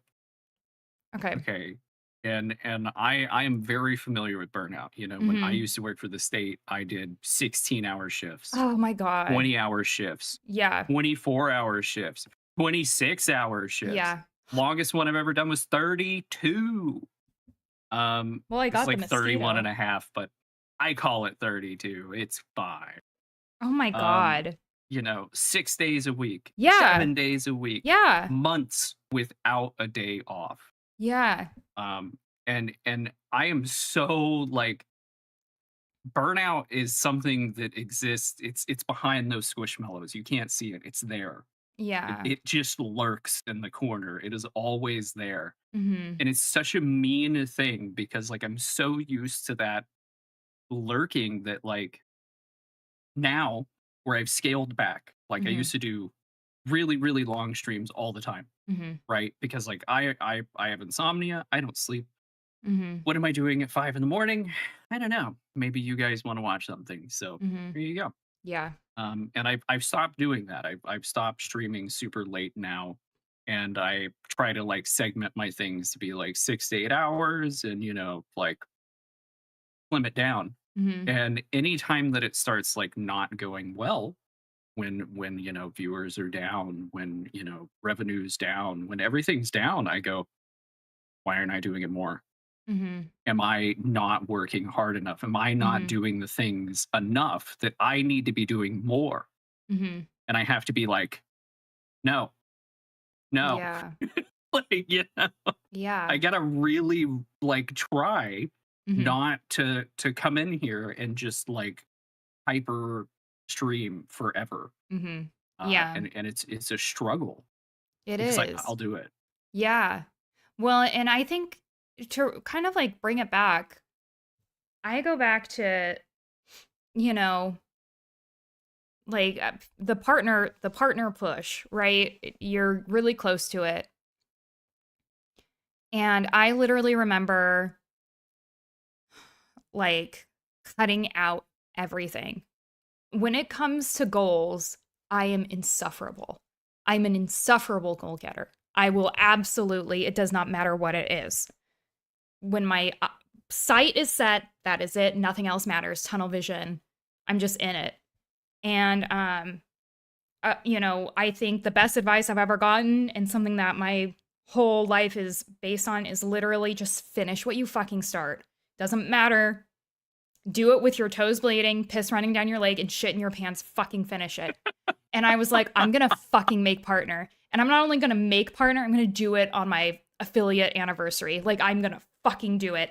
And holy fuck. It wasn't burnout for me because I was close and I was doing it. It's that my family was tired of hearing about it. My relationship was tired of it. My friends were tired of it.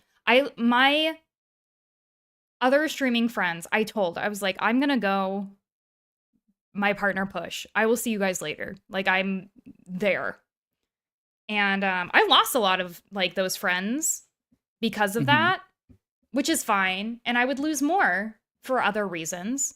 And But I mean, like, that's another thing that you have to keep balance in your life for is that you have other people who do cherish you. Even though I really did feel like that, you know, streaming was everything for me and I had friends online. It's like I have family and friends offline that do give a shit.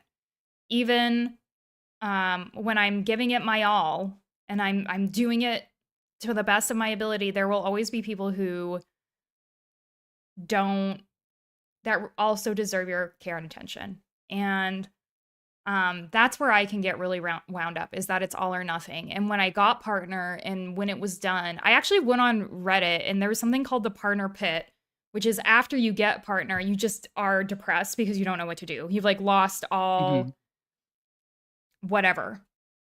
And I didn't think at all that I would make Partner. Like I had this pipe dream about it, but I definitely thought it would take longer. And so I was totally in the pit. And I went back to those friends and they're like, "We don't really give a shit about you anymore because you left us high and dry." And I'm like, "That's fine." Um and nothing mattered because I had left so many things out to dry. And I think that you can step back and like really look at things, hindsight 2020, right? I was burning out by doing these really long streams. I burned out my friends and family because I was too obsessed. Like burnout is really nefarious because it can work on two different parties and it can work in really, really Right. strange ways that, you know, I might have been on this total rush and feeling really great about it. And my family was so fucking supportive because we were from that. We were from that mindset that it's like, okay, we won't hear from you because you're off doing something. When you come back, we can't wait to hear about it. Right. But the other people in my life were like, I missed you.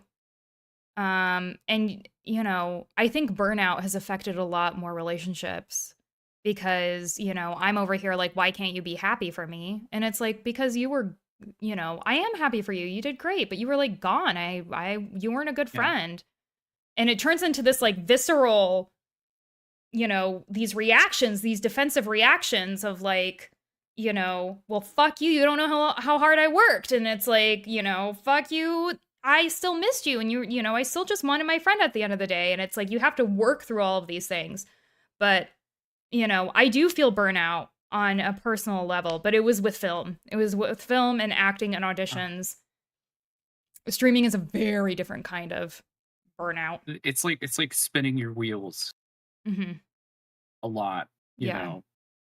I remember when you were doing the partner push, and I remember Oh my you God. talking to me about it, and like all those things. And I am a very I say realistic, people say pessimistic, but I remember like you talking to me about it. I remember being like, don't give you that. Like I don't want to give you this notion that like it's impossible, but I do want you to be careful because like that's scary. Like it's very Yeah. scary. Like when I had a big like 1 year hubbub with my group, I was like, hey, 10 years, partner. Hmm. 10 years. Hmm. If we can't hit it in 10, we shut this shit down. Yeah. Yeah. We're out of here. Yep. But you had told me about this, and I was like, I was really worried about you because I was worried that you'd be there for a while, just chasing this thing. And I always think of people as like orbits. Hmm. Everybody has orbits, Hmm.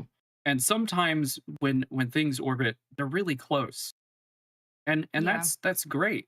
But sometimes your orbits will take you a little bit further away. Yeah. And that doesn't mean that you don't orbit that person anymore. That doesn't Yeah. mean that you're not still there for them. That Hmm. just means you're a little bit further away in the solar system. You're off doing your thing, and that's Hmm. fine.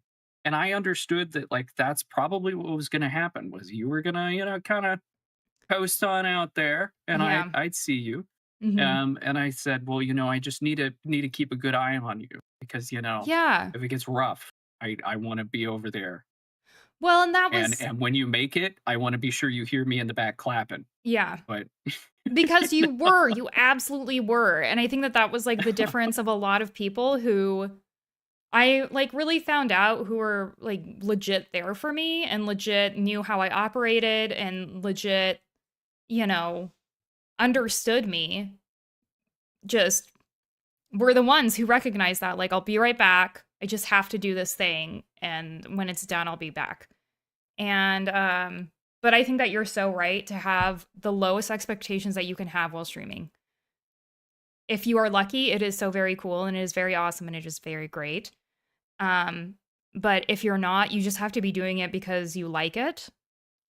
Yeah. And you know, it will just take you on so many different places. And I'm so happy to be like where I am now, but like partner push and partner pit were it was just a really, really weird time.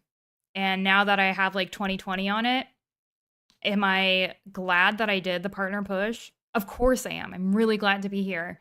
I wish that I could have had a little bit more balance in it though, because here's the thing, and this will confuse people about, and again, it could be because I've already achieved partner and I can like just look at this differently.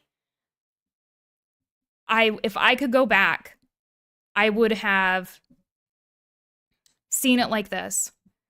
I would have spent more time with my friends and family sharing the journey, and I would be happy if I made partner later because I was able to be on this journey and be able to have balance in it where, you know, it was one of those things where it's like I was writing notes, I was calculating, I was, you know, numbers, metrics, what can I do? All of these things. And it's like I just wish I would have spent more time with my family, even if it meant that I didn't get partner for a year. Just wish I would have like spent more time enjoying the journey because when the journey is over, it is over. When you get the little check mark, you get it and that's it. They can't take it away from you. You know, there are no more goals beyond that. There is joy in having that metric. There's joy in, you know, having that over the horizon and strategizing on how to get it. And once it's gone, it's gone. What do you do now? I would also say that you should be I I don't know, like a lot of my stuff, a lot of my like deep gore lore stuff, like Mhm. that stuff is awful. If Mhm. you asked me, you're like, do you wish any of that didn't happen? I would tell you no. I Yeah. don't want to change any of it because all of that that occurred, all the struggle, all the pushing, anything I've ever done has led me to be who I am today, which Mhm. I think is the best me. Mhm. So I'm really happy with this. And Yeah. you know, there are things maybe I you know, like, oh, I could have done that better. I could have, yeah, but this is the me that is Mhm. here because of it. And I really like that me. And I Yeah. really like you. And I think the partner push was good for you. Thanks, Like fam. it was. It Yeah. sometimes, you know, sometimes you gotta eat your vegetables and it sucks. Mhm. And you make hard choices because nothing is black and white. And it's very easy to look in retrospect and be like, damn, if I had done, but like, no, you did it. Yeah. You did it. And you were you. And you Yep. are wonderful. Yeah. I did. And this is why we're Throw that out friends. of here. And this is why we're friends because I think Yeah. that there is such truth in being like being able to look at what you've done and I can be such a critical person and be like, "Oh wow, you can like look at what you've done or what you've produced and have second thoughts about it, but you're right. It's like we're in this timeline, we're in this reality. Like I did the thing and it was awesome. Um and it's like you can celebrate that for what it is and just like move on. And now I have all of these other things that I'm like trying to, you know, fill my time with and be happy about and blah blah blah blah blah. Ooh. So, I mean, to me that's like probably where I'm most satisfied and where I'm most, you know, happy and content. Like I think that there is I can look back at that time and be like, wow, that was like a really weird and difficult time, but it will never be as weird or as difficult as acting and just being in the film industry and being like picked Yeah. apart. It is ruthless. It is ruthless. I had people right before I decided to just like not like quit, but just step away from is I was paying buku bucks to see coaches for film and for acting and basically you send these people your submission package, which is like your headshots and your demo reel and your cover letter to like get agents and hopefully, get an agent. It's about just getting a good agent. And I got to the point where I had these two coaches who are like, look, you're incredibly talented. You're very good at what you do. I don't know why you're not getting signed. And that was like the most shitty. Yeah. I was like, well, if there's a sign that I shouldn't be doing this, I guess this is it. I'm such like a signs person. And I'm like, oh, is this a sign that I should redirect my energy? And I was like, well, fuck me. Like, what am I supposed to do with this information? And they're like, whatever you want. $280, please. Like money. Yeah, money, please. And I'm like, fuck. So that was like the end of that. A lot of them were like, you can just get new headshots. You can always try new headshots. You can get new headshots. And it's grim. It's grim. But I'll never I think that I understand. Yeah. I feel it, Yeah.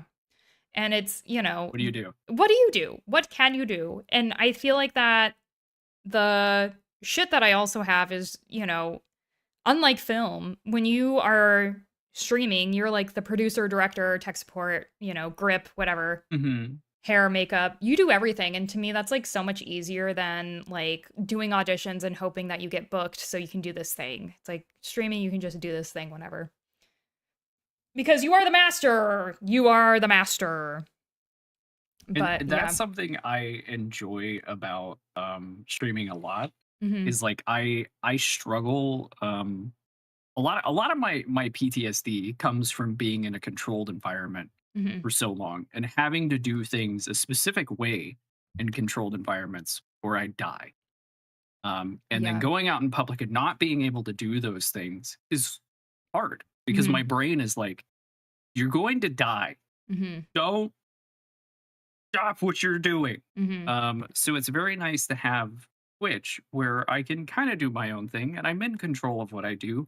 And when the riffraff comes in, I can throw them out of here and it doesn't matter. And I don't have to be spicy and I don't have to scream at people because I don't want to be that person and I don't like being that person. Yeah. It's just nice. It's a good time. Yeah. It's a good time. Imagine. I think like, I don't know. I'm curious though, like, because you stream, to me, I feel like it's very consistent.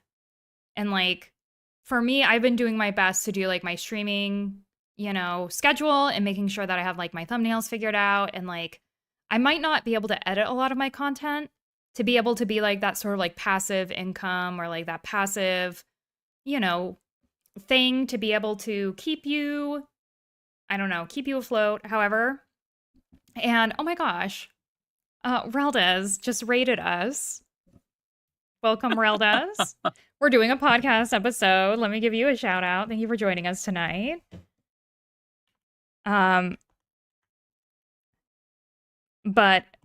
here we go. I'll derail for a second. It's Alexi, Ambergris, Fabi, and the frogs' names are Deer.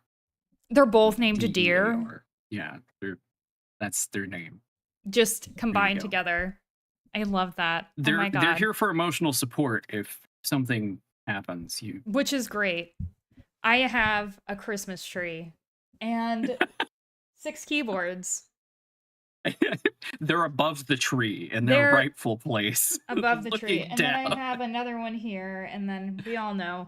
I love the little plushy guys. I think that they're very cute. We've been waiting. Okay. Well, that's what I've been waiting an hour and 40 minutes for. Oh my gosh. Yeah. Thank you. That's amazing. The keyboards are the real Christmas tree. They kind of are, aren't they? They are the real Christmas tree. Instead of an angel on top, True. Number pad. The Keebs, man. May the Keebs be with you. Oh my God. It was 14. Wait, 1, 2, 3, 4, 5, 6, 7, 8, 9, 10, 11, 12, 13, 14. Yes. Double digits. 14 double digits. That's only in this room. There's one that's unassembled that's 15, and then there's more in the other room. So there's a lot. I think you have more keyboards than I have Squishmallows. Keyboards are my Squishmallows. This one's actually like been my favorite lately. Does it have a name? No, none of these have names. I just have been like way into this one. Can't just not have a name. What do you mean? Okay, her name is Kaidu Nubuela. You did. You read that. I read that off the back. That's the brand. Yeah, it's not very nice. But I've been like way into this one. Probably isn't very nice. What would you guys name her? Not into it enough to name it. Not into it enough to name her. And this one, so that's the streaming PC keyboard. Narrow, I like it. It's Bluetooth, so I can do that. Okay. This one I really like. I've been way the fuck into this one. It's purple metallic. I absolutely love the two-tone. Cute. Very cute. Way into this. And then this one is the crowd pleaser. This one's the crowd favorite. A lot of work went into this one. I've been trying to find a way to get this one to work. I have to be very careful with her. Like a stenographer. What? Okay. So it's a split keyboard, but if you put it together, it looks like a cat. So do you see the two blue keys are like eyeballs? Oh my god. Let me just get in here. Isn't that the cutest shit that you've ever seen? The keys look like cats. This is my only keyboard. Well, that's about to change, bestie. I don't know what else to tell you. It works, and it's dusty. The fuck. Okay. Kidding. Sharpie. Okay. Okay. Oh my god. Dude, so okay, I'll like rail this a little bit. Yes. Did you find yourself falling into any of the pitfalls? I try to warn every new streamer about this. Is that streaming is like a boat, a money pit. Okay. Everyone will try to get you to fucking buy something. Oh my god. Oh my god. And there's always a new little jingle. There's a new little bell. And if you just get this one thing, you're going to get so many more subscribers. Oh my god. And it's like fucking, it's just. Dude, I think that, yes, I think that there is, for me, personally, it was just like the emotes. The emote boat, like getting cute emotes, getting cute stuff, because that's all the incentive that you have. New emote. Like all of the emotes things. And here's like the shit that I have is, one, I'm a cheapskate for the most part. Two, I'm an insufferable DIYer. And I was like, look, I have all of the software and programs to just make my own DIY stuff. So I'm just gonna, fuck you, I'm gonna go do that. But there are some, like my emotes. And when I was doing my duos, I actually found an artist that I really liked. And I just bought all of the emotes of all of the characters. And, you know, I think that there's even more. The pitfalls that I ran into that I was like, wow, this is a scam, is like the completely branded content that from starting stream or stream starting to, you know, alerts, all of those things. And that could be massively expensive or totally free, you know, whatever. But I think you really risk making your first impression authentically you. I think that you could take that 35, 40, 50. I've seen some that were $60 and putting that to like a Fiverr, putting that to an individual designer and be like, hey, this is kind of like the vibe of my stream. Like, I don't want to shit on anybody who just, you know, who puts their money towards that. I'm just, you know, suggesting instead of doing that, why don't you put it towards something that is authentically you and represents you to like the fullest extent, because most of the time people are going to be seeing that, and it doesn't have to be as flashy or as you know, owie, I'm in pain. So okay, I actually like a year ago, did you fall into it? spent like $200 or so with an artist on Fiverr, and they Oh, were gonna heck. make me a bunch of emotes Mhm. and some new screens. This was before I had the screens I have now, Yeah. and a new UI because the overlay that Mhm. I use right now is I made that.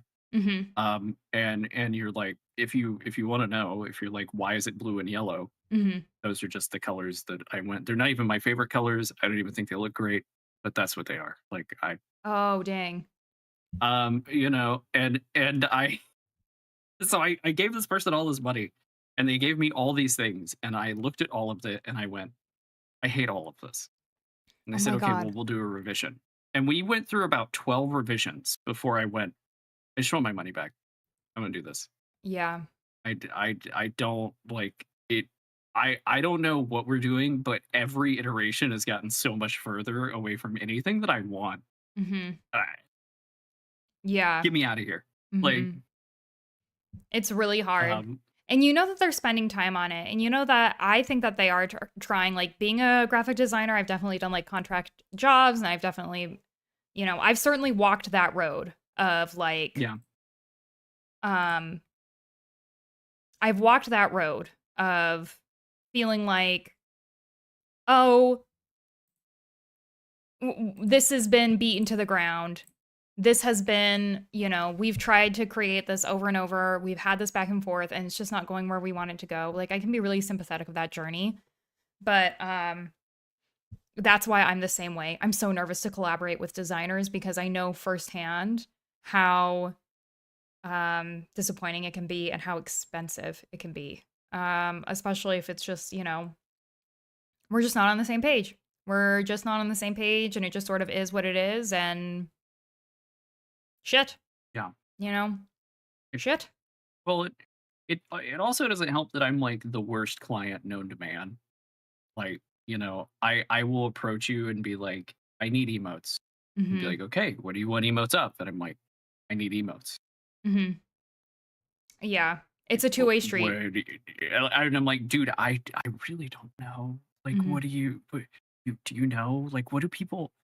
I'm not I'm not a real streamer. Okay, I don't know why they let me in here. Like, I just walked in and they didn't say anything. Yeah. So like, I don't know. What do they want? Well, Help me. I think What do streamers buy? what do the streamers buy? Just give me what the streamers buy. Oh my god. Like, I think that Like, is oh my gosh. I feel like Reldes makes a good point. I paid $100 for 10 that are fine. Meanwhile, my friend made me my channel points thing in like Microsoft Paint and I adore it. So I think that um, that's the plight. my my favorite emote was one that the person that was doing all my emotes was like, I don't even know if you would like this. Like, I just made it and it's stupid. It's not anything that I think is good. I don't know if you'd like it. It's Yeah. that emote. I love that emote. It's literally the I love best. That the emote is little so smug face. funny. It literally is. I love that all of your pigs have like crazy hair. Like I It I makes don't me know. giggle every time I see It's honestly so good. It's so good. Like I think that there's another one that of yours that I really like that I'll put in the chat. I'm putting all of like my favorite ones. And your jingle that's like welcome to the boob chat population you. Oh yeah. The boop zone. Yeah, It's cute. so good. Like, I don't know Yeah. that one. These are my favorite. On top of the smug one, but I love the little boop guy. That's so good. Like, and Oh who my made the god. boop chat sound? That well, the sound I think I found off of a free use somewhere Uh-huh. that I like delved Uh-huh. into bullshittery for. Uh-huh. So, you know, it, Yep. That's so good. It's so good. Boop. Like, I don't know. It literally one of my favorites. Like honestly, every time I'm in there, it's the boop. I'm going to boop the chat. I'm going to boop the chat, which I'm still expecting. So I saved up 100,000 channel I points it's in to the get queue. to get a custom sound on Gore's Here, channel. here's where I am with it right now. Yeah. I want to get you the protect the master whatever, Oh my right? gosh. Protect Okay, the like palace. Protect the yeah. master's sanctuary. Yes. Okay. But Yes. every time I get there in a playthrough, I forget. Oh, it happens. And then I'll be in the Nautiloid and I'll be like, all right, this is the playthrough I'm gonna record. Record, protect the I'm master, gonna protect record it. I'm protect gonna the get Act palace. 3. Yep. We're gonna go up there and I'm gonna record it. Yes. And it I never forget. happens. I'll just go back. You know what? I'll just go back to one of my VODs and I'll like fish through and I I'll need the send it to you. sound. Yeah, I'll be like, 'Cause, here you go. I Googled and like I can't find anybody with it. So I'm It's- just like, It's one you have to dig for. You have to dig for. It's so niche. That one, or in order for the land to heal, Catherick Thorm must die. that's one of my fucking favorite ones. It 'cause you're goes just so talking to hard. This It's like a creepy ass kid. kid who's just like, yeah, thanks for healing the land, but it needs more. Catherick Thorm must die. This man must I'm like- die. It's like, okay. All right. All I'll go right. kill him, I guess. You got it, Wednesday Adams. Like, here we go. Hey, Catherick, I gotta kill you. This kid says This kid is like, you ain't good. yeah, I don't know. It's so funny. It's so funny. I can't get over that. I seriously can't. It's just so goofy. It's so I goofy. love it. Do you still like, I don't know. I feel like that you said that you're kind of in a place with your stream where you're like kind of shifting things around, trying to figure out what to do next, this sort of thing. I also am trying to personally, I'm trying to manifest partner for Gore this year. It's like a single road. He is not on board with it at all. But I am No. like dedicated. I'm like, okay, I think that we can help this man get No. partner. Yeah. But what do you see kind of like your future genre? Like, what is your gut telling you to do? Oh, I think horror. I really I'm a horror junkie. Hmm. I love horror. I want to stick with horror. I've got a few horror games in the pipes right now that Mhm. are coming out. One that I think is gonna be really cool. It's like an 80s future themed horror. Mhm. It Well, looks good. It looks cool. let me see. I'm but- looking up because But yeah. the reality is, right, like I talked about it earlier, where I'm a realistic person, and the reality is that if I want partner, I need to round up right now at 75 average viewers. I thought for, they were like, gonna 3 lower it. months. I thought they were going to lower it to No, 50 they upped it. It was 50. They upped it to 75. because it was 75 when I did it. And when I Yeah. first started looking at partner, it was 40.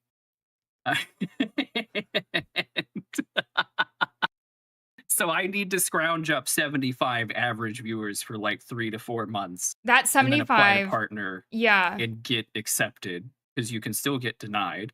you can. I've seen people get denied, Well, and mhm. we're nowhere near that. Yeah. We're just not. Well, and It's not, yeah. yeah. I think that there is like some know. scrounging to do, and there is like some strategy behind it. That 75 concurrent viewer is ass. Is so rough. hard. And it's Because it's not you hit it one time. You Mhm. have to hit it all the time for a month so that your average is there, and then you have to do it for more than a month. yeah, I think it's 12. I think that it's 12 streams you have to average 75 viewers in like the last 3 months, because I had somebody tell me the same thing where I got the notification that I could apply for partner, and I was looking at it and I was like, for one, I think I'll get denied, but two, it was like all of these other criteria that I was like, I'm going to wait a month and then I'll Mhm. apply for it. But that means, like you said, I have to hold on to that 75 concurrent viewership for another month. And I remember Yeah. having to be so strategic with everything. And it worked out, but I will never forget It's- when you're like at 65 concurrent viewers or 70, Yeah. you just want it to be over. that's when your toes start to bleed. And Yeah. but it's like Right. It's you can do it's it. stress, Hmm. and stress is bad for the baby, and I'm the baby. Like it, it I Literally. don't like, Literally. Literally. It's oh my god. See, you know. I don't know. I like a little bit of stress though. I like a little bit of edge AO in my life constantly. If I'm not hurting just a teeny bit, I'm not alive. I just need to hurt a tiny bit. Um and then that's how I know I'm in the right place. I just have to hurt a teeny bit. And I think that there is, there was a lot of hurt in that last push. And I think there's a lot of Oh yeah. hurt in that last push for affiliate. Oh my god, when you're just waiting on like the last, cuz there's no follower requirement for partner. You're just like hoping assholes will watch you Yeah. long enough. And it's like, I don't mean assholes. You gain enough people who are just interested enough in watching your content. But I mean, like, you're looking for assholes to follow you for affiliate. And there's Yeah. something really grueling about that. I made my, for affiliate, I had the viewership where you have to have 3 concurrent viewers, but I didn't have the followers. So I had fuckers who would watch, but not fuckers who would follow. I was like, Oh, dude. I know it's so frustrating to be in that position, because I mean, like, for me, mhm. my like biggest frustration for the past 6 months, I have not been able to clear 1,300 followers. We have been Dude. in 1340 to 1360 for 6 fucking months.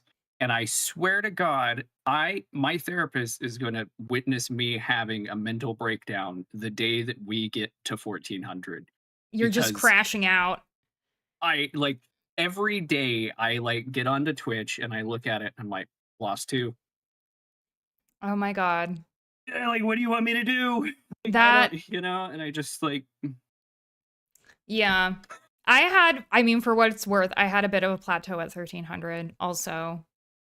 yeah. Um Well, you skyrocketed. You well, yeah. I think I'm not that far ahead. I think that I have, excuse me, for a Looks. moment. Oh my god. Okay. So at some point I got 2000 followers at some point. But I mean 2000 is not, you know, Yeah, it's not I 24, it's not 50. There's much higher followers. well, yeah, and, Um and I mean, at the end of the day, your follower count means nothing, right. right? But it's the only metric that consistently I had been really increasing, which was nice. Yeah. It was really, really nice to be like, oh, every month I'm getting like 100 followers. Mhm. And it was like that every month. Some months Mhm. 150, Mhm. like, I'm like, hell yeah, this is Mm. good. This is progress. And now there's like no progress. And I'm like, Yeah. Like, how do I get out of this ditch? Well, and it's hard because when you are also in that ditch, it's just hard to cultivate the like. I remember that affiliate pit. Like, I was stuck at 30 followers for a very long time. I just could not get get through that plateau, and it would be like I would get to 40, and then I would go back to 35. I would be at 42, go back yeah, to 38. It's like I just could not get to 50. And I remember being stuck at 45 for weeks, which is like again, it's like I'm bitching when the metric to get affiliate was much lower than what you yeah. needed to get affiliate.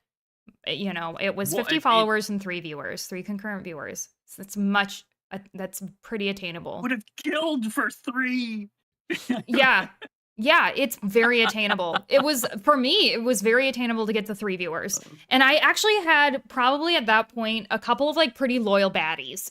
So it was like these people, we had the same it was all very ritualistic, and I would talk to the same like 5 people, and it got to be where 3 concurrent viewers were easy, but just could not get those follows. And I remember literally getting affiliate. I was streaming The Mortuary Assistant, and I was at like 47. And I think there was just enough kind people who stopped by and were like, oh, she's at 47. And I was like, I'm really close to making an affiliate. And then there was just like a couple people that streamed that like followed me. And then that was it. Yeah. I was able to Get it. And I think like Mr. Fofana literally got on his old ass Twitch account and was like, okay, the follow is happening. And I was like, thank you. Final, because Yeah. I was adamant about none of my actual friends or family following me. I was adamant that all of my viewership was completely organic. I did not tell people when I was streaming. I did not tell people how, where to find me. I made sure to tell no one, because if there was any growth that I had, I knew I had to, equate that to my personal endeavor, my personal, ride. I had to do it just my way. And there were a couple of friends, like I said, I knew I wanted to have a moderator. So I had to tell one of my friends who was free to be able to moderate. And that happened to be my friend Shannon. But that was literally it. And Yeah. so he kind of went against it, but I was like, I'll let it fly. I literally just need the followers now. I just need the followers. So Come on. yeah. For me, the struggle, because when I first hit affiliate was shortly before Twitch Prime subs became a thing. Yeah. And I remember when that happened, I remember telling like everyone, like, hey, you got Amazon? I know you fuckers got Amazon. Come click this button. Costs you nothing. Gives me money. Not really, but it gives me money. Yeah. It's because back then it's different than it was now too. Because back then the payout metric, you had to have $200. Yeah. To get paid. You had to have $200, which is I don't think I received a paycheck from being affiliate for like 2 years. Yeah. Man. Like, because it's like, to put that into perspective, now it's $50, which is much easier to get a payout in a month than 200. Holy fuck. Yeah. Crazy. It's just steep. It was just an awful climb. Yeah, and Twitch is taking 50%. Most of the time, those subs, like if you guys don't know, Twitch takes 50% of gifted subs and your regular subs.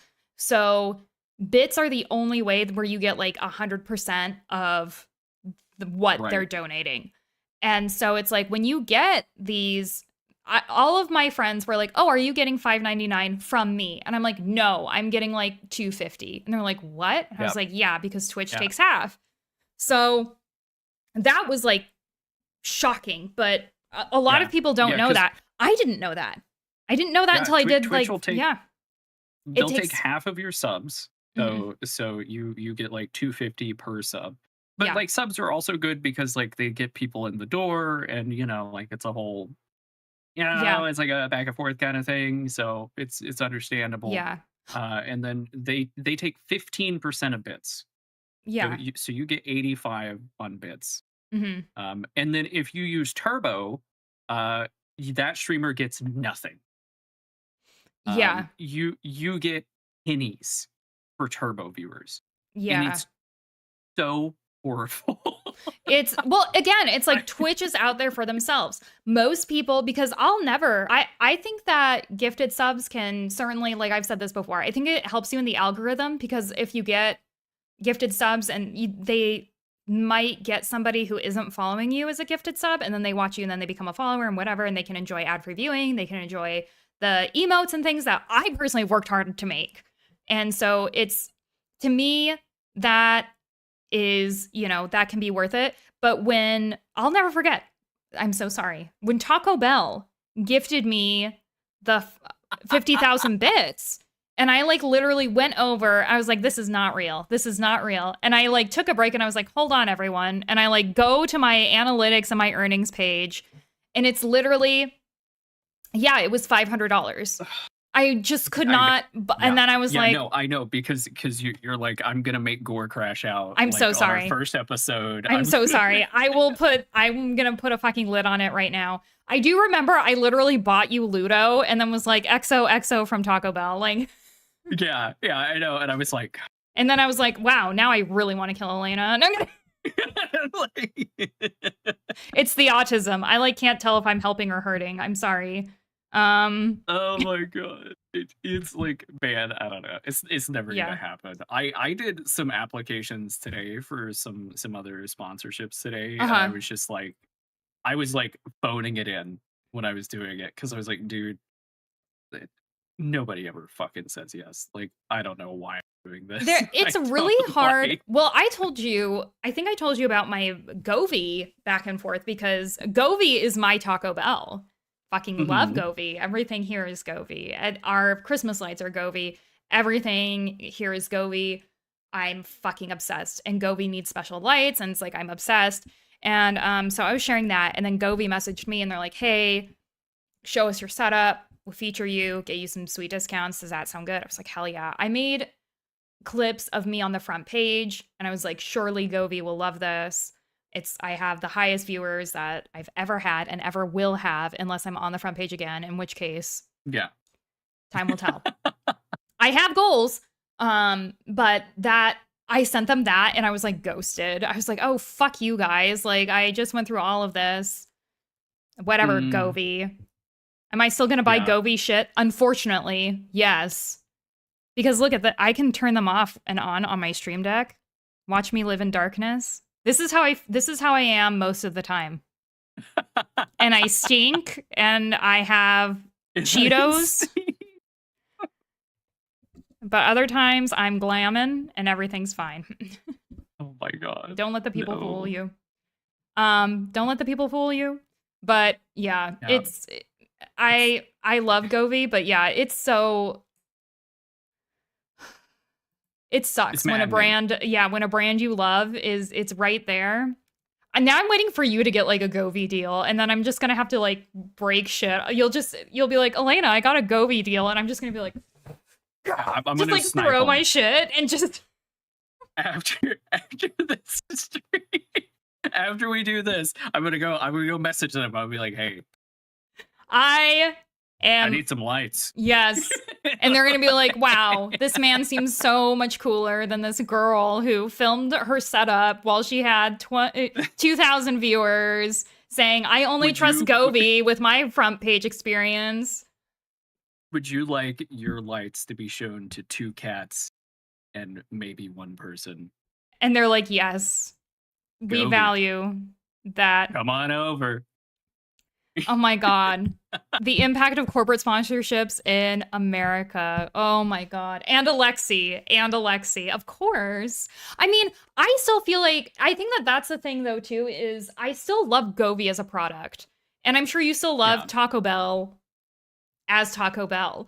I think like the branding and the, money behind it, to me, it just realized the power of bits. And I just, I think it's a punch. And it's the same thing on YouTube. YouTube takes 70%, or 70%. No, it takes 30% and you get 70 of everything. But for me, it's like, it's just, I'll make like, I don't know, like $2 off of a video with like 100 views. It's not much. Yeah, but what about hams? I do have to mention hams. Show them the hams. The beer you're looking for. He sent me nice little beer holders with a little hams bear on it. Honestly, that's They sent me stickers. Told me I could use their commercials. That's top tier. TBH. They don't pay me to say any of this. Top tier. That's top tier shit. Now I feel like that we should like go on some sort of like spree of just finding the most weird shit that surely nobody will say no to. Like I'm gonna look up some like weird independent Greek restaurant in some obscure city and just be like, in Topeka, Kansas.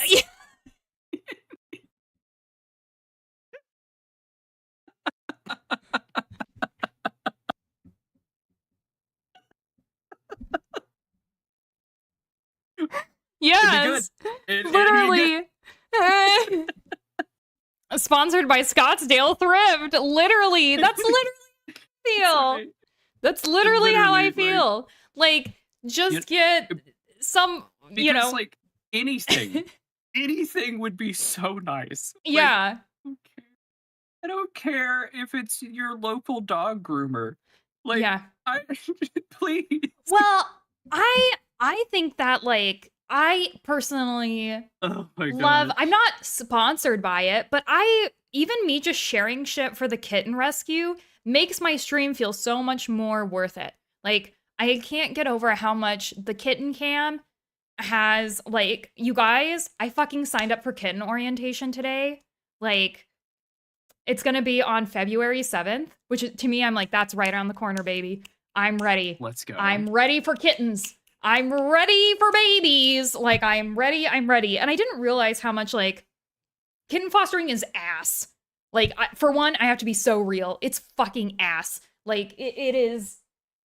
It's so hard, but I need to hurt a little bit, just a teeny bit, to feel the presence of life. And it's so hard. But I'm always surprised at how. Because how long have Toby and Oscar been gone? Toby and Oscar have been gone. Let's see. Because I dropped them off on the 6th. It's been 9 days. And I'm ready for more. I'm just ready. And, yeah, Tabasco. They're gone. But I am ready. I'm ready for kittens. Like, I'm ready for a new keyboard, baby. I'm ready. Kittens I am and ready. Keyboards. Well, and I've got 30 of them in the back. I got 30 of them. But I mean, like, that's the thing is, and so much of it has to do that I'm sharing the experience and it's on the stream and we're in this together.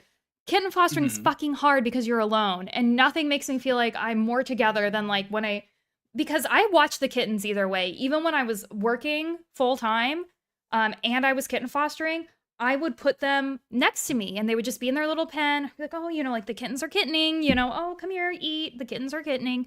And, but it was always just me by myself. And there's nothing better than like seeing them grow, seeing them change, because they change so much between when they're like teeny baby to the kittens that you guys see on the kitten cam. And a lot of people don't know just how this vulnerable population exists. A lot of them don't know that they were going to die. Shelters have no choice. They cannot provide the care that they need, and the kittens will just perish by natural causes. It is the humane thing to do to otherwise they'll starve to death. So they need fosters, and to see how small they are, a lot of people are like, I would foster, but I would get too attached, or I would foster, but I don't have the time. And I'm like, I get it. But you can foster with me through the stream. You can foster with me by just being like, Elena, you can do it. You can foster with me. Donations to my organization, donations to my personal kitten cam. Every time somebody super chats for the kitten cam, that goes to kittens. It's going to formula. It's going to toys. I do not care. I make a note of it. When it hits my account, I'm like, I'm spending $30 this month on kittens. And it gives me an endorphin hit every single time. And I'm so excited that this is going to be the year that kittens truly flourish. And I'm just like ready. I know my limit though. I think 8 kittens, 10 kittens is too many kittens.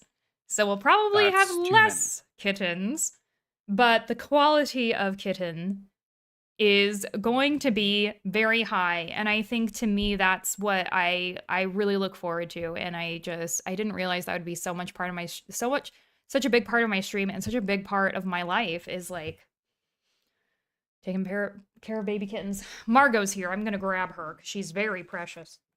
Margot, come here. That is way too many kittens. I'll house your squishmallows.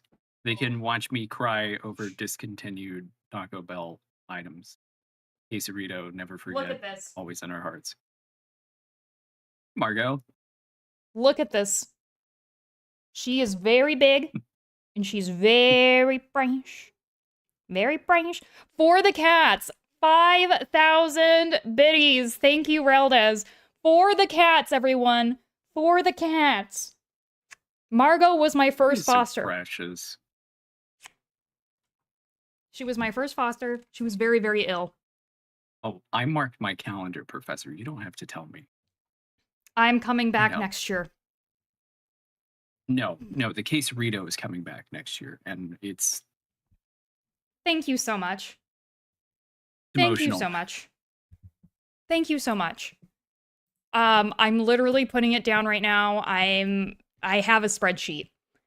there is so much that kittens need, and if it doesn't go, or it's like if I can't find something for the kittens that they need immediately, it's literally going to a savings account, and there will be something that comes up, and it's literally, even I will have a saved account if I have to take the kittens. That's one thing that I'm like really planning in the future. If I have to take the kittens to my own veterinarian because I cannot get the care that they need immediately because of the bureaucracy that comes with an organization, I'm going to do it. I will pay for emergency care out of the love that the Kitten Cam gets on this stream. You guys will pay for that emergency care that I can't get through the organization. And I don't care. It's because Shadowheart needed care that I just could not I couldn't get her what she needed. And I've decided to never, ever let that happen again by, you know, making my own savings and making my own way that I can be like, look, I couldn't get through or whatever. And, you know, I think that with the fam here, they are just as much kitten fosters as I am. They are part of the journey just as much. I don't know why I went off on like the Kitten Cam stuff. Yeah, it's hard. It's hard, especially when you want to. When Remy was a puppy, he had parvo, and you know, I didn't. A lot of puppies don't make it. Yeah, you know, that's just the way it is. And I like steeled myself about it because I was just like, oh my gosh. You know, MVD, thank you so much for the 10,000 biddies. Here we go. To the kittens. To 2026 kittens, everyone. But first, kittens. Kittens. Kittens. Okay, sorry. I literally went to like my first, this is so cringe. You guys will love this. I went to my first kitten rescue orientation. I love cat people, for one. I fucking love cat people. I went in there and they're like, all right, does anyone else have anything that they need to say, whatever? And I was like, let's save some lives. And everybody was like, yeah.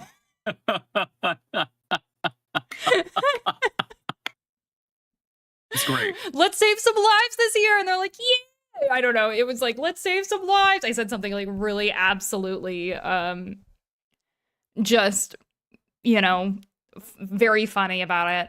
I wonder if I could find it.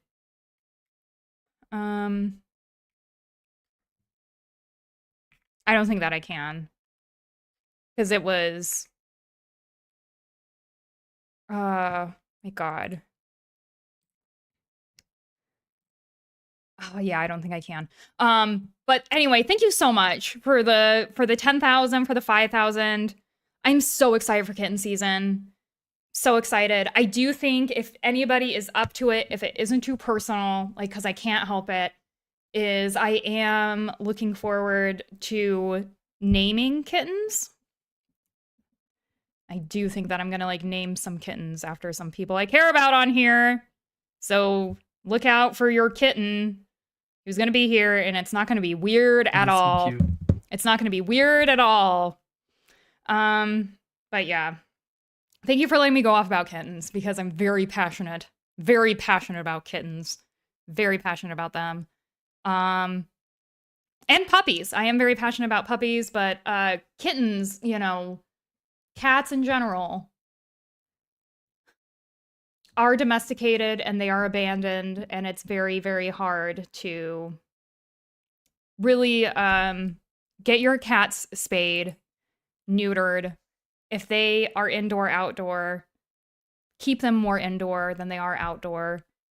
And like, I don't know, cats get lost. And if they're not spayed or neutered, they will get into a problem and risk their own lives by having kittens. And if they don't run into an Elena_Fofana,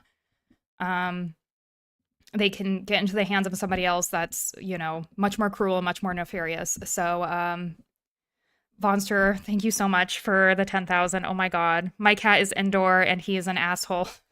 Put him outside. Just kidding. Don't do that. Don't do that. Calico, don't do that. But it's for the kittens too. You guys, huge. Selena stays inside and is spayed. Luckily, she never bolts, but is curious. Yep, and she detects things called cold. Cats will do that, and that's like what happens. Cats get out. They get through doors. They get through windows. Cats will, you can keep an indoor cat, and they'll sneak out. It's not always this thing where it's like, oh, I've abandoned my cat. It's like, oh my God. There are people who are searching for their cats. There are people, but if they're spayed and neutered, they are not contributing to a cat population that is already out of control. So I could fucking go off. I need to add this to the cat spreadsheet. The kitten fund. But it's there. It is there. And it is what we need. Let me see. Okay, so 5,000. Oh my God, the bits! The bits! Rollers! Oh my God, you got a hype train? Look at you go. Everybody making 5,000 look bad. Had to make it 10,000. Oh my God. I'm at a complete loss of words. Thank you so much, Reldes. Thank you so much, MVD, for the 10,000. I cannot believe this. The kittens are going to thrive because of you guys. I cannot say it enough. Gore, take it away, because I am going to weep. And I don't want to be. You're gonna weep. I'm going to weep because I am a crazy cat lady. I am a crazy cat lady. And, if you can't foster, what you guys are doing is helping me continue to foster. There's a lot of people who get gassed out and they quit fostering because they are burned out and they don't have the support that they need. They don't feel taken care of. And that's not always the organization's fault. Sometimes it's just you don't have self-care. You guys don't have tools to refuel yourself to make sure that you can get up and keep going.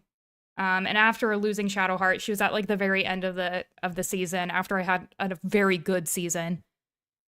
And I knew I would have to take care of myself to keep going. And I just thank everybody here for making sure that I have the endurance to keep going, because I know in my heart so many kittens are euthanized because they don't have a home to go to. And thank you for giving me what I need to make my home available, accepting, and well maintained, and a tool to help them thrive. So thank you. Thank you for being here. Okay. Anyway, that's it. Thank you for coming to my TED Talk about kittens, and thank you all for donating. And I can unlock what is this unlock random emote? Oh, I'm not doing that. When the hype train ends, you get an emote. Okay, everybody, we're gonna hype train it up. But thank you guys. Thank you all. Oh my God. Hype train! Monster!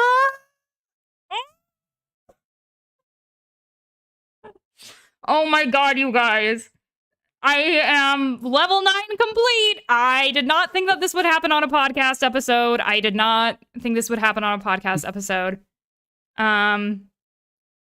Thank you all.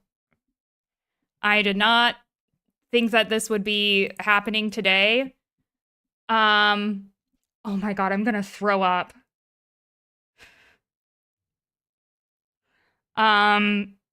I'm not going to throw up. I'm just having a really weird time right now seeing this happen. But thank you guys so much. Again, thank you guys so much for all of this. Veggie Queen, good to see you. Thank you guys. Level 13 hype. No throwing up. There will be none. It's the ADHD. You have to jingle stuff to distract them. Thank you guys so much. I cannot believe. But thank you so much. Thank you so much. I'm so ready for kitten season, and with the way that things are going now, I think that being able to include you guys a part of the journey, I'll be able to stream when I'm picking them up, so you guys can see what onboarding kittens looks like. And hopefully, maybe if you guys ever feel like it, I hope through me you can feel confident enough to foster kittens in your own area. You do not have to be a bottle foster like me. You can take care of kittens. You can take care of kittens like Margot who are sick, and you just take care of them for 2 weeks and then they go back. You can do it. But anyway, this is about streaming. This is about our origin story, streaming. And Gore, I want to ask you, as like streamer to streamer,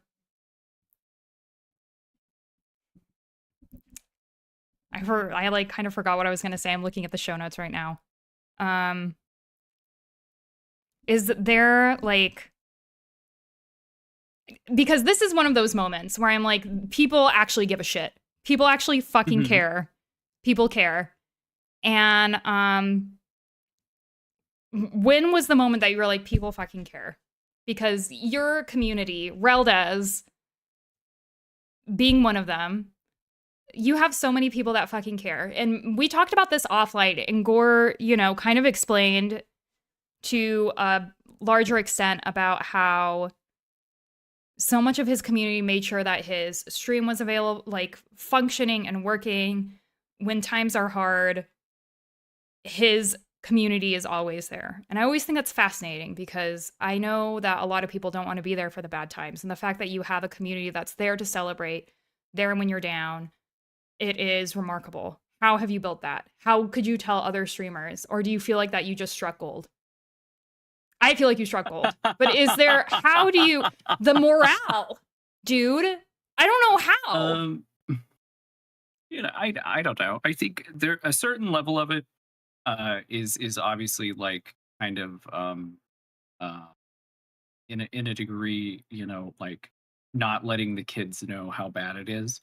Really? But it also like it's like you were saying. I mean, if I look over what I've got rummaging around, my keyboard was a gift, my mouse was a gift, my microphone was a gift, two of these monitors were a gift.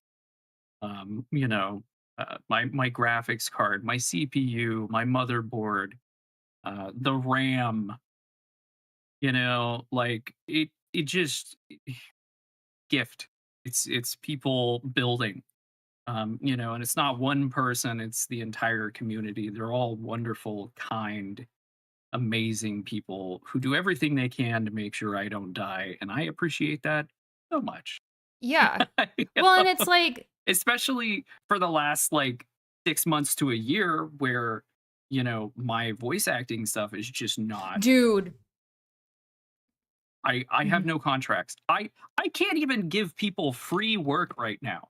Mhm. You know how insane that is? I have went to people and been like, I will record something for you and it will cost you $0. Mhm. And they say Yeah. no. Well, and I resonate with that because of just being replaced by AI essentially as a virtual assistant. And AI Yeah. fucking up voice acting is another huge people Yeah. around the street.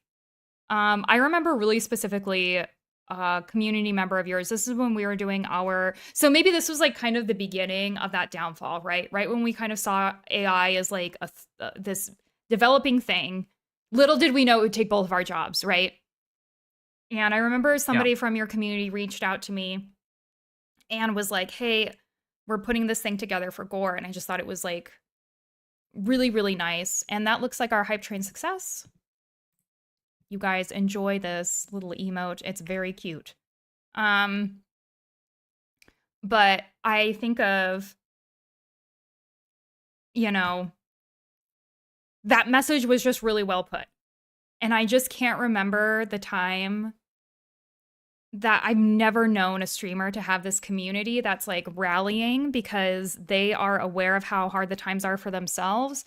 You're a pessimist or a realist, but your community is filled with such optimistic, kind people. And when I got sent this invite, I was probably a little bit later than, right? It's like maybe I was like a third degree, but your immediate community had already compiled these thoughtful letters that like could bring tears to my eyes right now. Like just these thoughtful letters. I remember sitting there like, what do I even write to this man compared to the care that came from his community? And I just was in awe of that. And you built that. It wasn't anybody who just sort of arrived and they were like, here's my community, is now your community. You grassroots built that. And I'm just curious about if there was a time that you realized it was happening, or a time like the first time that these people displayed their true colors of being fucking giving us a reason to believe in humanity again. Or like, I don't know, maybe I'm glamorizing this. I don't know, but I always, my heart warms whenever I see anyone from your chat in my chat. I think there's just a lot of times, a lot of times that happen where I'm very overjoyed. Like most recently would be when Hank got sick. Mhm. And for anyone who doesn't know, Hank is like 18 years old. And you know, he's an elderly dog. He's way past his lifespan. Mhm. This is probably his last Christmas. Like, and it's just things I'm having to come to terms with. And he got really sick a few months ago, and I, you know, when you have an animal that's that old that isn't doing well, I took him to the vet because people were kind enough to donate, and Yeah. even the vet's like, you know, He's we do, kind of well, we can mm, try, but there's nothing too crazy we can do because he's too old, and it's about making sure he's comfortable and figuring out when you want to make the decision. And I wouldn't have been able to do any of that if my community hadn't have supported and wasn't fantastic, because I definitely could not afford to spend hundreds of dollars taking him to a vet. And yeah. Well, and what's going to happen. I think that that's the thing too, is like vets are trying their best. It's like these people aren't like totally money hungry freaks. At least the vets that I've encountered, I not to say that they aren't out there, because that's a great Yeah, way to exploit people, right? Obviously. But it's just so hard to put this money up front, especially if you've had a bad month. Especially if like your spirits are already so down. It's so hard to stream. Like I've definitely had days where shit has been really hard personally, especially in the days where I was beginning.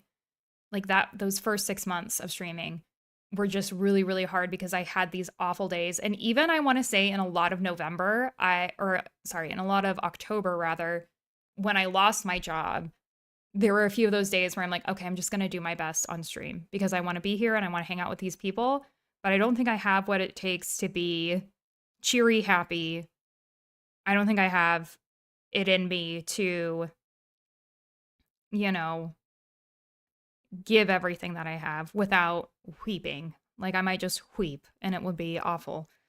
Um but you had to show up. You had to show up on days when your dog was sick, and I remember that being, dude, it's just rough. It's rough. I yeah, think that no, what you've done it- is show that, you have people that rally. I saw Reldez just said in the chat that I think good people just attract good people. Gore is good people. yeah. Well, and I also, I mean, we've talked about it where I'll say that I do treat my community a lot different than a lot of communities do. Hmm. If you stop by a lot, if I see you kicking around, and you've come by a couple times and you disappear off the face of the planet, I'm gonna go find you. I'm gonna send you a message. Yeah. Make sure you're doing okay. Are you going through something? Do you need a moment? Do you need someone in this world to tell you that they care? Because I'll do it. Yeah. What do you want? Yeah. Genuinely, I don't care if you come back to the stream. That's fine. You do your thing. Maybe it wasn't for you, but are you good? Yeah. Are you okay? Yeah. Are you going through something? Yeah. Because sometimes people are, Hmm. and they don't have anybody to come check on them. They don't have Hmm. anybody to do anything like that, and they don't know how to ask for help. So Yeah. Yeah. just go offer it. Yeah. Um I'm new to watching streams, and the fact that you guys are earnest, don't come across as caricatures or fake characters.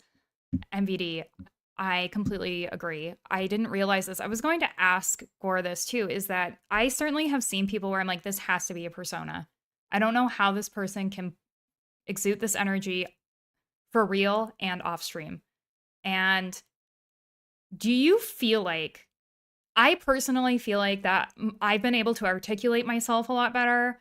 I've been more confident. I compliment people more. I think that I am so much more aware now that I have been streaming for, going on, 2 years. I do feel like that so much of it has helped me in my day to day, and how I operate as like an actual human, which, have you felt that way? Or do you feel like that, streaming has made you just more aware of the world, or, maybe aware of yourself in a different way? And what way is that? Like, do you feel like streaming affects your IRL life, or do you feel like that your IRL life is just enmeshed in streaming? I do feel that they're very, you know, together. They're very, but that comes into like the agoraphobia thing, and like I don't put a big importance on meeting people at Chipotle or whatever you Hmm. do. I friends are friends. It Hmm. doesn't matter where you came from or how I met you or whatever. Right. Um, but I think in all it sort of I don't know, it definitely helped me have a bigger platform to, I think, positively impact more people's lives, which Hmm. I really enjoy. Hmm. When I worked in corrections, I was the same way. Hmm. Anything I could do to help, because a lot of times people just won't fucking listen to you. Hmm. And I might not be able to do anything for you, but I will listen and I will try. I Yeah. will do what I can. And I still have people contact me when they get out and they say, thank you so much for everything you did for me. And, you were so kind and wonderful. And I cry and it's a whole thing. Yeah. Yeah. So I enjoy being able to still do that, to still impact people in a very kind way, and to, hopefully promote some sort of goodness in their life, whatever that might be. Yeah. Um, and I enjoy that. I Hmm. think it's the best part, Yeah. really. Yeah. Do you ever Um, feel like, because I'm always curious about this, like, do you ever feel like that there is this parasocial relationship that takes place and that they don't really know you? Or do you feel like what you have is like very authentic with these people? no, I don't feel like, because I don't think I'm like any different. Hmm. It's not like we're gonna end this stream and I'm gonna be like, okay, Elena, what the fuck was that? Like, Right. like I'm, like it's not, Yeah. No, it's not. like I it's just the same person. It's Mhm. not. There's not a switch that a Frankensteinian lever Right. that I have to pull. It's Yeah. I feel I don't yeah. I feel like the word like parasocial is weird, because like I've Mhm. seen it. I've seen people who watch these like mega streamers that have like 13,000 people watching them and they're like obsessed with them. Mhm. And I'm like, that's not healthy. Right. I Like think you have a problem. yeah. Yeah.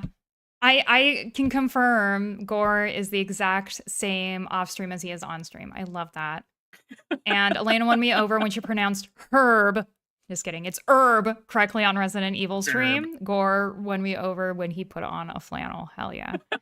I think honestly, I'll be so real, is I've had IRL people who have something beyond like a parasocial relationship. Like I've Mhm. had, there is something so different between like obsession and appreciation and like inspiration, or just like caring. There's stuff like that. And I've always felt like the community that I have here and the community that I share this with is, you know, it's very real. It's very real. And I have yet to have anybody be deluded or like we're secretly married. It's like I haven't had anything like that. And I don't know why. I'm glad.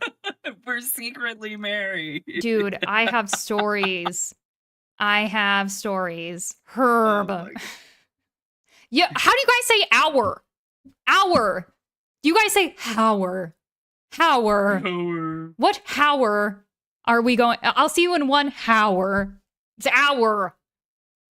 And it's herb. Oh my God. Shell, good to see you, fam. Welcome. Cor and I are secretly married. It's true. I think that, you know, I have had, that's like a whole other story. That's like a whole other thing where people feel much more entitled to you and they legit think that, you know, you're in a relationship, or they think that, you know, there were unspoken words and this is what's really going Yeah. on. You know, it's Well, they misinterpret your kindness as something else. correct. And And you know, that's not it's like devastating. saying that there's something wrong with them. That's just, you know, that's a thing that can happen. Yeah. It's fine. But I feel like you just have to be direct. You have to, you know. Yeah. Well, and it's very heartbreaking. It's heartbreaking for those people to like have that be shattered, and it can be really confusing when, you know, it can be really weird. And that's like the thing about delusion and people being deluded, is they just are so far from that reality. So it's just really hard. But, you know, I haven't had that on stream yet. But I also put that a lot to mods and block, ban, delete before anything gets that far. But, you know, I think at the end of the day, the community that we have, and I mean, like, one big dream that I have for my community and for my channel at large is to just save more kittens. I mean, like that. But more kittens. But also, you know, I really, dude, this is gonna be such greedy bitch of me. Are you ready? Are you ready for like the most insufferable, power hungry Elena that you've ever heard in your entire life? Dude, I want to be on the front page again. I want to be on the front page so bad. I miss the rush so bad. Want to be on the front page again? I want to be on the front page. Stop by again. Yeah. I'm going to tell Taco Bell to get fucked. Just kidding. No. I'm going to be like, fuck off, Taco Bell. I'm vegan. Just kidding. Just rain on their fucking parade. Fine. Go see my friend Gore, you insufferable. No, just kidding. Taco Bell is a friend of the channel. Taco Bell is a friend of the channel. But seriously, like, dude, I want to be on the front page again, and I want my kittens to be on the front page. My first front page appearance was kind of, the timing was off. Rue and Jinx were supposed to be on my front page. And then they got big enough and they left. And I had this 2-week period before Andy and April came. So I didn't have kittens. And it was just sort of like, I had all this other stuff that was kind of happening behind the scenes, and that I couldn't have the kittens there. And so the timing was just way off. And I'm like, I want the kittens to be on the front page. The kittens need to be on the front page. Anyway, do you have any goals for your year? Make rent.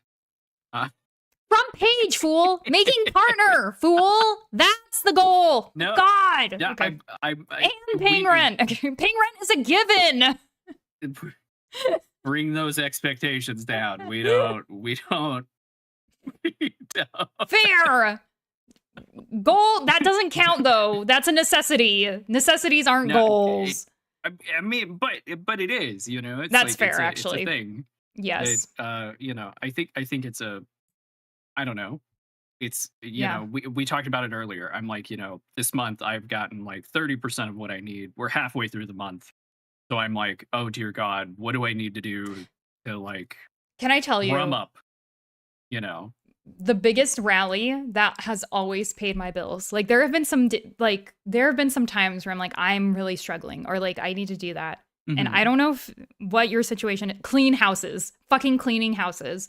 Nothing pays faster. Cash, quick, easy. I mean, it depends on like your physical form, right? It's like, don't clean if you, are sick or, hurt. You can hurt yourself more. And that's, not the point. Right. Cleaning shit has never done me wrong. Ever. Doing uggo shit. Damn. But I don't know. Like, Yeah. that's just like my goals are way smaller. Like, do I want to, do I want us to grow? Like, yeah, that'd be fantastic, and I would love that more friends come by and we impact more lives, and we bring some positive change out there for people who need it. But I would also like to have food, and so Dude, I love that though. just like, I think that's the goal. I don't know, that's the dream. That's yeah. it. I think that we can. I think that you can. I think that we can make, through like the generosity of communities, through our ability as creators to make valuable content, I think that we could try to make more of this like a full-time thing. I think that we both could absolutely rally together and be able to increase our channel's like awareness. I think there's a lot of people who just don't know who we are. And also we have cleaning haunted houses, even better. You have skills. Thank you, MVD. We do. We do have talent cleaning haunted houses and True, robbing sure, I'll do shit. it. And robbing shit. Feel for you too. And thieving. Let's not forget I thieving. only steal from corporations though, so Hell yeah. White collar crime, baby. Let's go. Just kidding. You should never steal from your friends, but fuck Walmart. I know. Fuck Walmart. Fuck Target. That's my next t-shirt. Fuck. Dude, for real. Dude, that's like, that is just like my thing. I'm like, dude, I've been just putting as much as I can, into my organization. Like, I've been thinking about that even for like Christmas and stuff like that. But I think I know why Taco Bell skipped Gora. Oh, no. Well, No. But I really... You say that? I brought Taco Bell a cake on their birthday. I know. And those fuckers didn't even say anything on social media about it, which made me so sad. I made everybody's day at the Taco Bell because they were like, they got free cake. But I was like, it's Taco Bell's birthday, so I brought you a cake. And those bitches. they didn't give a shit. Literally. They didn't give a shit. I was in court once and a guy was caught because he kept loading full carts of beef and just running straight out the door. Holy shit. Just like YOLO. YOLO. Holy shit. Honestly, Yeah, no, I'm here. Don't do that. I feel like, dude, when I worked at Target, so in 2020, talk about hard times, right? In 2020, instead of streaming, I worked retail. And there was like this one lady who was, they had caught her on security stealing kids' clothes. And not even full on stealing, you guys, where she was putting like clearance stickers on these clothes so she can scan the clearance sticker and put them away. And I was like, oh my God, this woman. Also, Target during our orientation was like, we have security cameras so high resolution that we can see what you're texting on your phone. And I'm like, respectfully, there's no way that there are like fucking 8K cameras in here that they're zooming in so much that they can see what we're writing. There's just no fucking way. So anyway, this was the most validating thing. Because they're like, here's the picture of the security camera, right? I'm expecting this crystal clear image. And it's literally like filmed by a potato. It's just like some lady, whatever. And I'm like, look, man, if I see anybody stealing shit, I just put on sunglasses and I'm like, oh no, I've gone blind. Oh no. I know. I can't be fucked. I'm like, dude, she's like stealing kids' shit. Like, are you kidding? Like, are you fucking kidding me? Like, she has a family at home.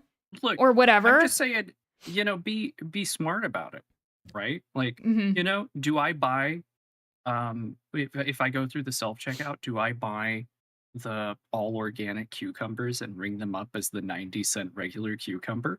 You bet your ass. No, that may or may not happen. That may or may not happen. That may or may not happen. If they ever say anything, I just, oh my God, I'm so sorry. I did not know.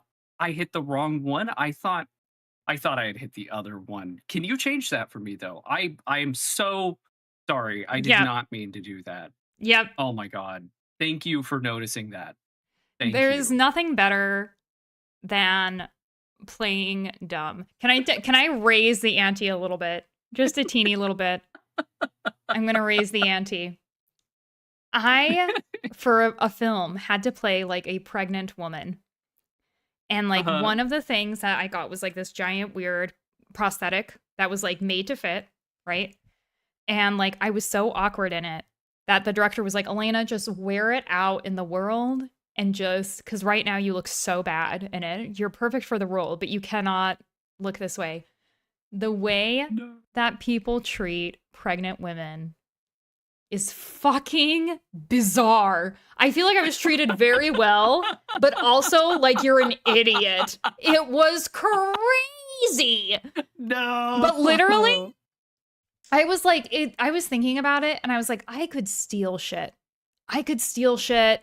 I could light this place on fire. I could pull down my pants and take a shit in the middle of this aisle and no one could be fucked. They would just be like, oh, this beloved woman and theoretical son, we hope that she bears. The child. Oh God, I'm so sorry. I'm so sorry. He's so angry today. The baby. I cannot. I will never get over that experience though, because it was literally like one thing that I did, like that I thought, I was like, okay, this was like my moment, is I took like a candy bar and I just opened the candy bar and I just started eating it, and just to see, right, like what could possibly happen. And no one gave a shit. They were like, oh, you know.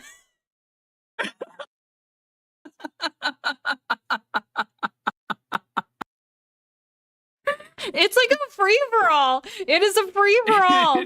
I think, like, here's the thing, though, because this was still what made me, like, a good citizen, is, like, I still gave the wrapper to, like, wrap up to charge for the candy bar. So it's like, I still paid for it, but it's like, people do not care. People do not care. If you're, like, some pregnant lady, they do not care. The baby wanted a Snickers. He's not himself when he's hungry. I will, hold on, I'll be back. I'm gonna go get it. I have it in my closet. I'm gonna go get it. I have the prosthetic. Gore! The prosthetic. Okay, I thought she was saying she had the Snickers wrapper, and I was like, God, Elena actually is a klepto. Like, secretly a klepto. I'm like, oh my God. Oh man. I love that she puts me in charge. Like, I know what I'm doing. Yeah. So how's the weather? How's it How do you do the streaming thing? I don't know how to do that. The closet is the only place to keep a baby? Please no. Please.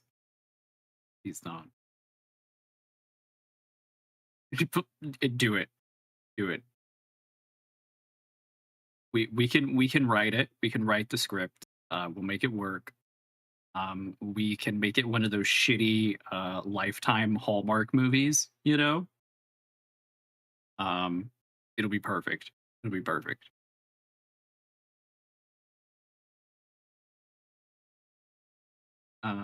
You know, I don't know what the plot line is, but we can run it in like an hour. Right? Fantastic.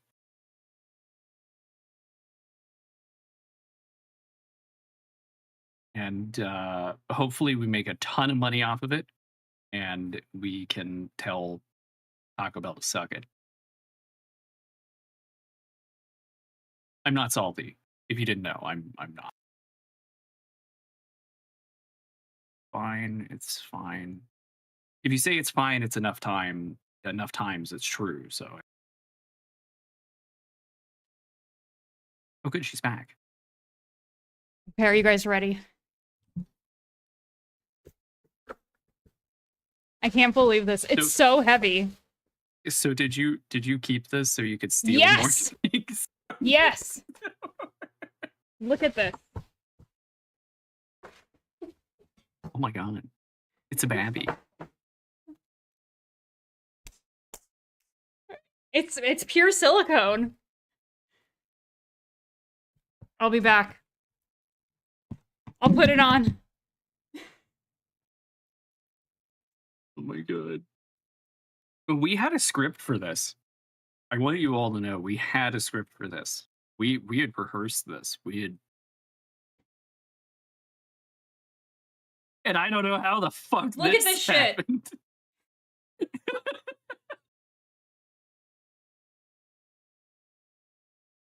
You would never know. Oh my god. I love your cat shirt. Thank you. I'm gonna take this off though because I hate it.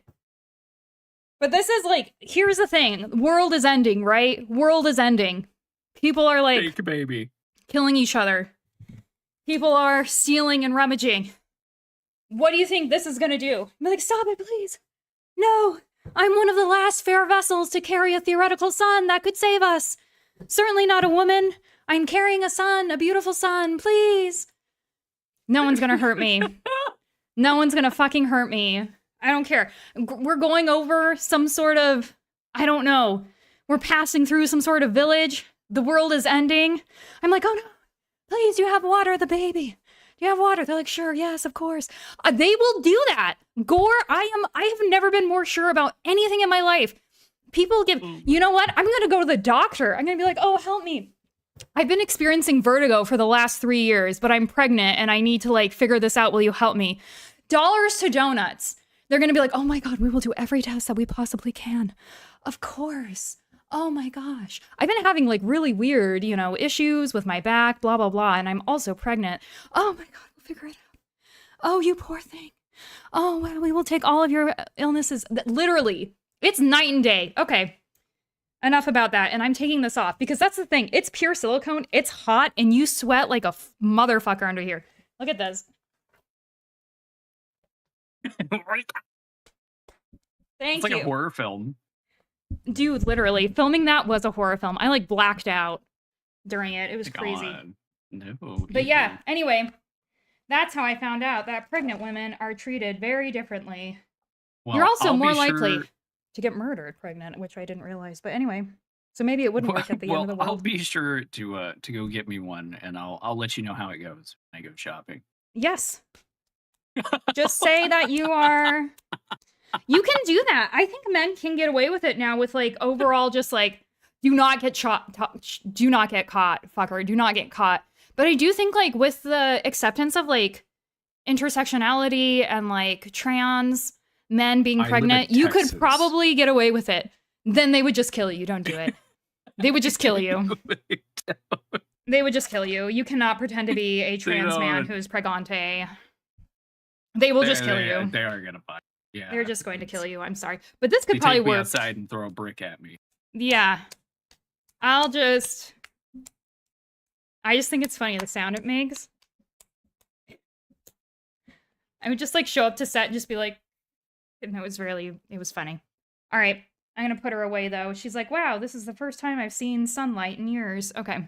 Buc-ee's doesn't tolerate this. Excuse me, sir, this is a Buc-ee's. God, I love Buc-ee's. Holy shit. Man, there's like 15 minutes from me. Every time I have to make a drive, stop at the Buc-ee's. I can't explain it. I don't know. I used to doubt it, and then I saw the American dream come true. Fantastic.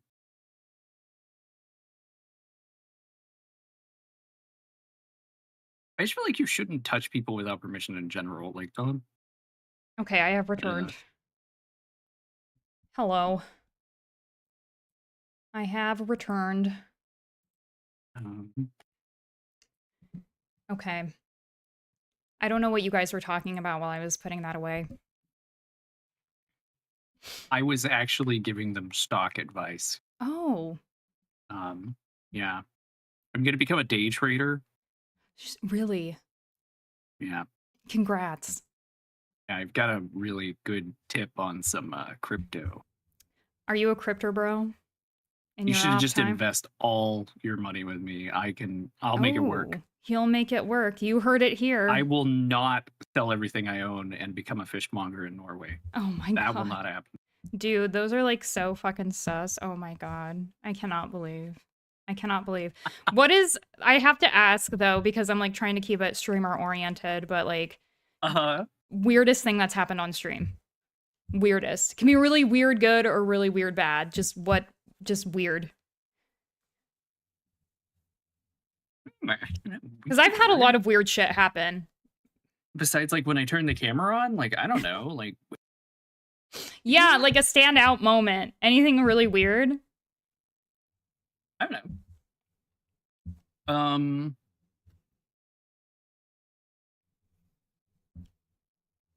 Yeah, I don't know.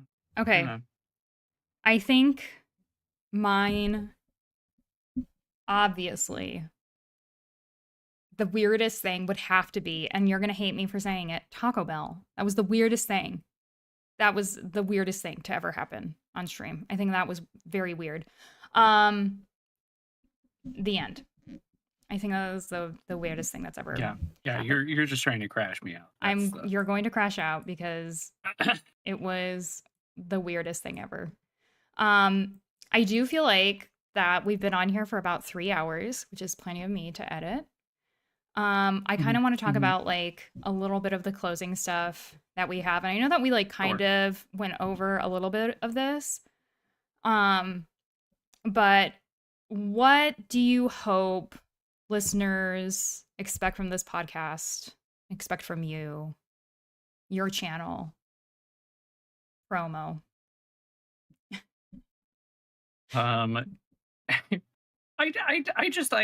hope it's a good time. I hope you know you maybe get some insight on a little behind the scenes, because I mean this is all stuff that like we don't really like talk about on stream. We don't like, you know, cry about being stuck at 1,300 followers for 6 months. Like you know, it's just it's things that we do internally that you guys don't ever see. As far as my content goes, of course, you know, make your life better. I'll save your marriage. You can lose 50 pounds in 3 weeks. It's called Gore the and usual. Yep. It's called Gore and Pigs. It happened to me. You know, Okay. it holds the belly. It happened to me. This was on my body. But you know, I mean, hopefully you enjoy it. Hopefully you enjoy you know, what we do. I know Elena is like the Baldur's Gatey person, and then I'm more of the weird horror streamer that will hold your hand while you're scared. Yes. It's not scary. It's not to Gore anymore. Susan, come here, Flappy Bat. She goes, no. Come here, Flappy Bat. Come here. All right, I see how it is. It has to be on her terms. It has to be on her terms. Okay. But yeah. Well, cats are like that. But yes. I feel like you have a much more, probably a very better business sounding idea that Taco Bell would totally like if you told them. So what do you expect? Okay.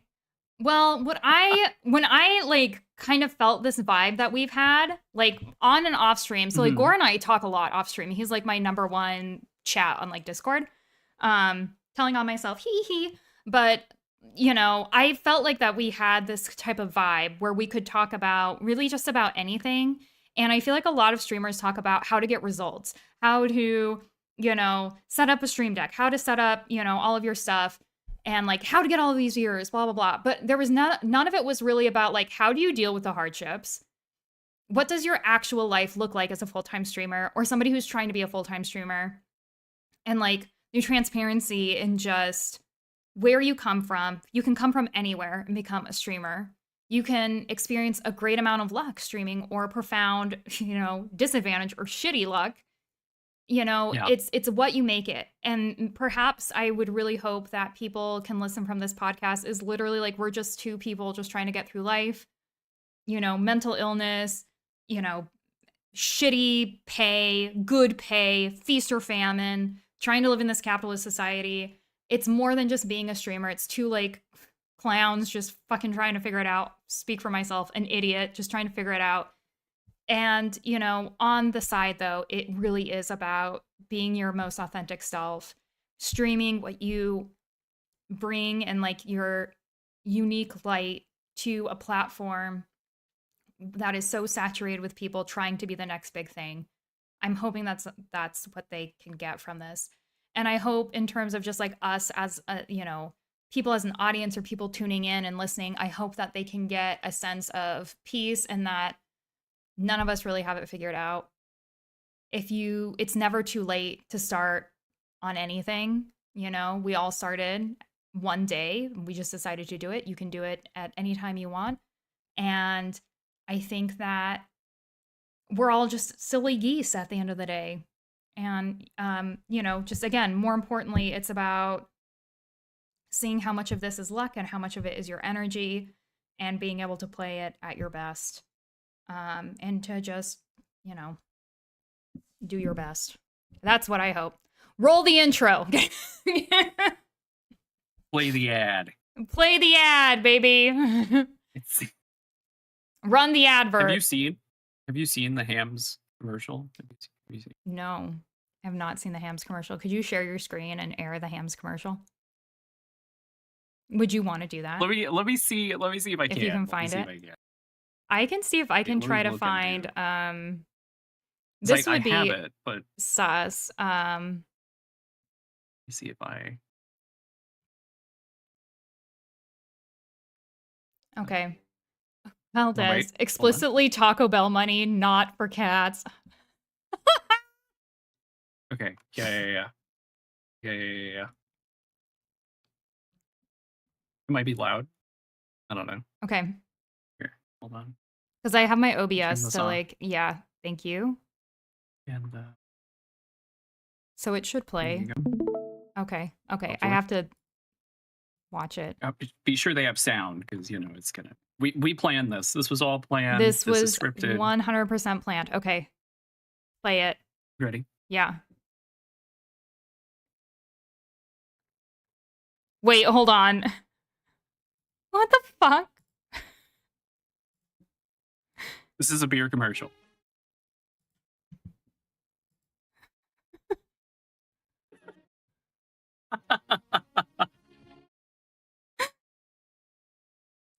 It's so weird. Oh no, it's not playing the audio. Oh well, I guess you get it with no audio. It's got a jingle.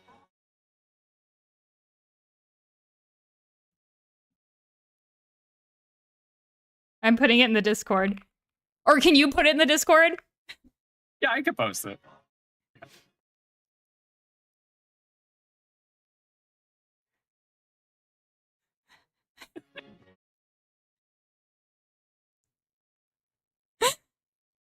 Hams, the beer you're looking for. That should just be like your stream starting.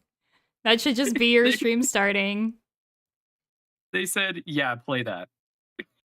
Oh, that's so funny. That's literally, oh my god. That should be your stream starting and your stream ending. I swear, that's so funny. Hams, the beer you're looking for. Hams. What a tagline. That should be the orientation, that should be the intro to the kid in orientation. Okay, here's the thing. Gore, I want you to make like your closing remark because then we can just shoot the shit. Oh, well, yeah, this is just the stream you're looking for. No, I think the joke is generally I'm your favorite streamer's favorite streamer. So, you know, hell yeah. Hell yeah.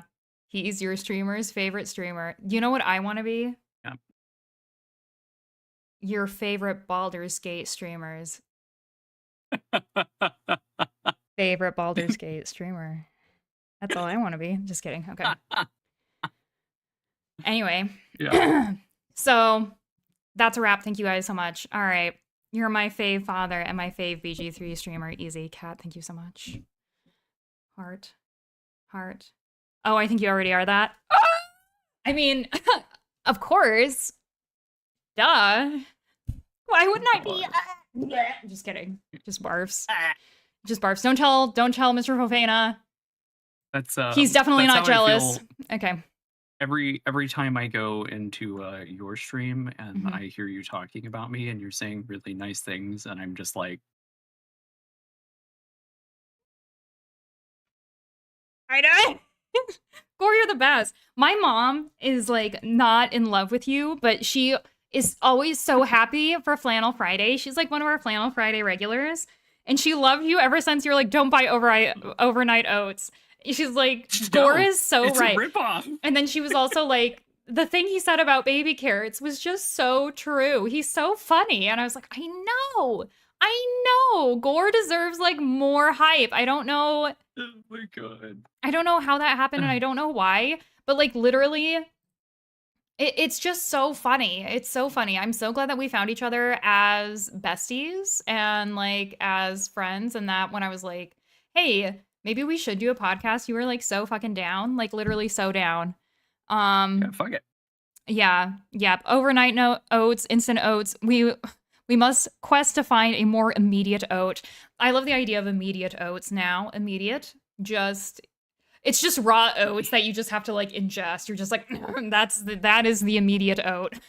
I mean, I don't want to like hate on the overnight oats people, because like I would have done it. I think Like, that is a brilliant idea, to take something that costs less than pennies Mhm. and get these suckers to buy it for so much money. Like, It's a niche market. that is Dude, they're based in Scottsdale. They're fucking based in Scottsdale. Like, Ooh. of course they came from Scottsdale. Of course. Yeah. Oats Overnight is good though. It is really good. I have it is. Yeah. I'm just poor. Fair. Same. I mean, well, and that's like the thing is, it's a treat for me. It's a real treat, and I usually will get. That's how I get ready for like a really long stream, though. Is like I'll literally go and make sure that I have a good meal for before and after. And like, even if I can get a really good dinner the night before, there was like one when I did my Carlac stream that I knew I had to do a redemption run on because we like glitched into Merkle and it was ass. I knew I was going to have this long stream. So it's like, I made sure I had a really good dinner the night before. I slept really well. I had a really good breakfast. And that's when I'll have like an oats overnight. Because it tastes really good and it is like a brick and I am like ready to punch it in the face. And then I'm ready to have a good long string. What did you buy? 2 treats. What did you buy? Okay, I have 2 treats. Okay. Roasted vegetable Ritz. Oh. God bless America. God bless America. Name brand. Right. Look out. Right, okay. Here we go. It's my other treat. Garlic herb bread that's less than $2 from Walmart. Garlic herb bread. Okay. Is it I good? eat this like a medieval peasant. Oh, it's so fucking good. I just like rip a chunk out of it and I sit here huddled over a fire. Winter has come. I'm trying to think of like, here's what I have that's in like immediate reach to me. Ooh, That's Elena. the treat. What am I running over? Oh.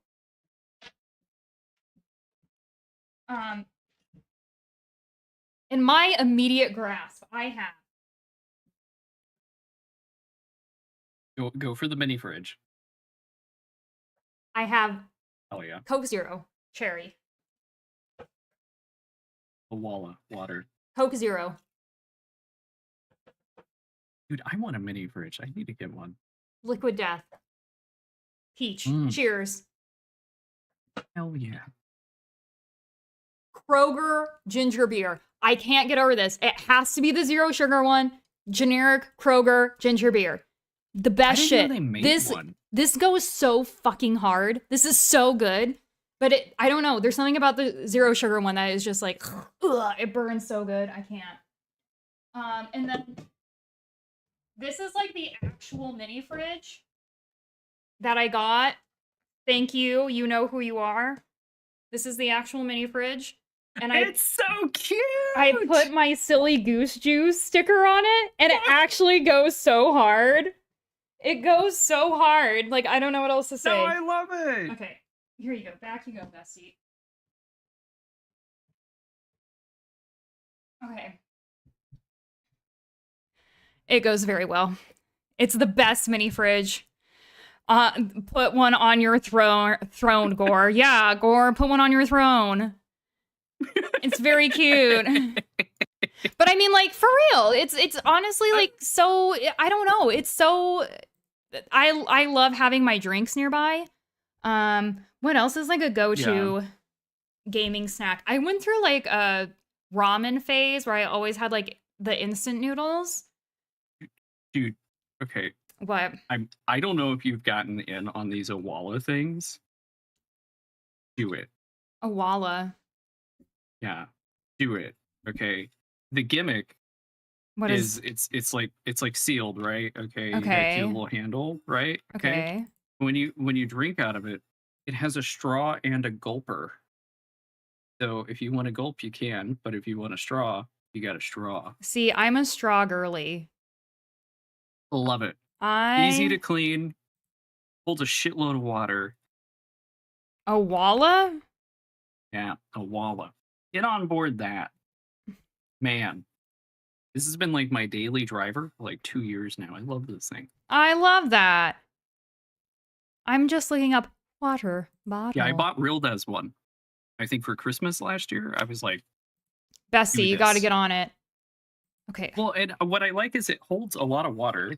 It holds a ton of water. And if I finish a day and I haven't like drink this entire Awala, I know I'm dehydrated. Drink water. Oh my god. Especially I as a just gamer, drank Diet like, Coke. Yeah. You get locked in. Yep. That's what happens to me. I'm not going to lie. It is pretty grim. So you have one with a handle. Yeah, so it's got like a little flip up. Like pop. Yes, I see that. I am looking at the Awala. Oh, this one has a handle like a Stanley. Yeah, they do make some like that. That's actually very cute. I have so many water bottles, though. Water bottles. MVT. Yeah, I know a this one water was a bottle gift is to me. good because my girlfriend will. That's And what happens with Mr. Fofana. I'm like, this was a gift to me, and I thought it was a silly gift. But then it like really grew on me to the point that I bought Real Des one. I bought my best friend one for Christmas. I bought his wife one. You know, I was like, you guys, this is good. Get one. Do it. They don't pay me. I wish they did. Awala. But what are you even doing? Pay me. Come on. Yeah, I'm like literally looking this. They have a special edition one up in Scottsdale and it's like all copper. Copper's so fucking they're cool. hot. They're like the trendy thing right now. So okay, I need to get them before they're gone. I'm just bad at drinking their water. whole thing is like their colors are like limited. Can you so, like, once that one's gone, it's gone. Can They you don't do it anymore. Are these you can dishwash them? Yeah. I don't, but yeah. You know. See, and hand washable cup. Dishwasher safe lid and hand washable cup. I just want something I can throw in the dishwasher. That's where people get lost. No, it's easy. It's easy. No, it's not. It's you clean it like once or twice. Every couple of weeks, but nonsense. Takes no time. It takes no time. I need to drink more water. I'm actually doing like an endeavor to just work out more and to take better care of myself. Bless. I know. Bless indeed. Bless indeed. I feel. I don't think you know how hard it is for me to like not move while we did this. Like normally when I'm streaming, I like pace. I get up, I walk around, I like Really? And I've been like trying to be like, don't move. Really, you're a big moving guy. I can sit. Oh no. I've been just trying to do I don't know, like I've been trying to really work on like just being more active and more, because when I was like doing film, I worked out hard. And even before that, I was on like a very serious like fitness journey, like where I was counting macros and like it was the best of times and was the worst of times. And Mhm. the I just want to achieve balance with that because I'm getting like aches and pains in places that I never used to have, and I literally know it's because I'm just a very weak-willed, I mean, well, you're scrawny also baby like, child. you don't want to hear this, but you are getting older, and Yeah. dude, so it's been Yeah. like a year now. I Mhm. I fell in the shower. Okay, Oh stupid. no. I fell in the shower, tried to catch myself, hurt my wrist. I probably would have done Oh. less damage if I just fell, but I tried to catch myself, hurt my wrist, Mhm. and it hurt really bad for like 3 fucking weeks. Oh my So god. I was like, dude, I maybe need to go to the doctor. So I went to the doctor. The Mhm. doctor's like, oh, it's just a sprain. And I Mhm. was like, okay, well, it's been like 3 fucking weeks. He's Yeah. like, yeah, it could take probably like 4 months. I was like, what do you Okay. mean 4 months? And he's like, well, you're not really young anymore. I'm like, the fuck you mean? It's a Yeah. sprain. What do you? I'm definitely hit with like the women your age shit, and I'm like, Yeah, okay. you know, like I'm like I'm flabbergasted because I'm like, what do you mean? See, that's when I'm like, but I'm trying to start a family. I'm trying to start a family. Please. I want to bear a theoretical son so he can grow up and oppress women. Please.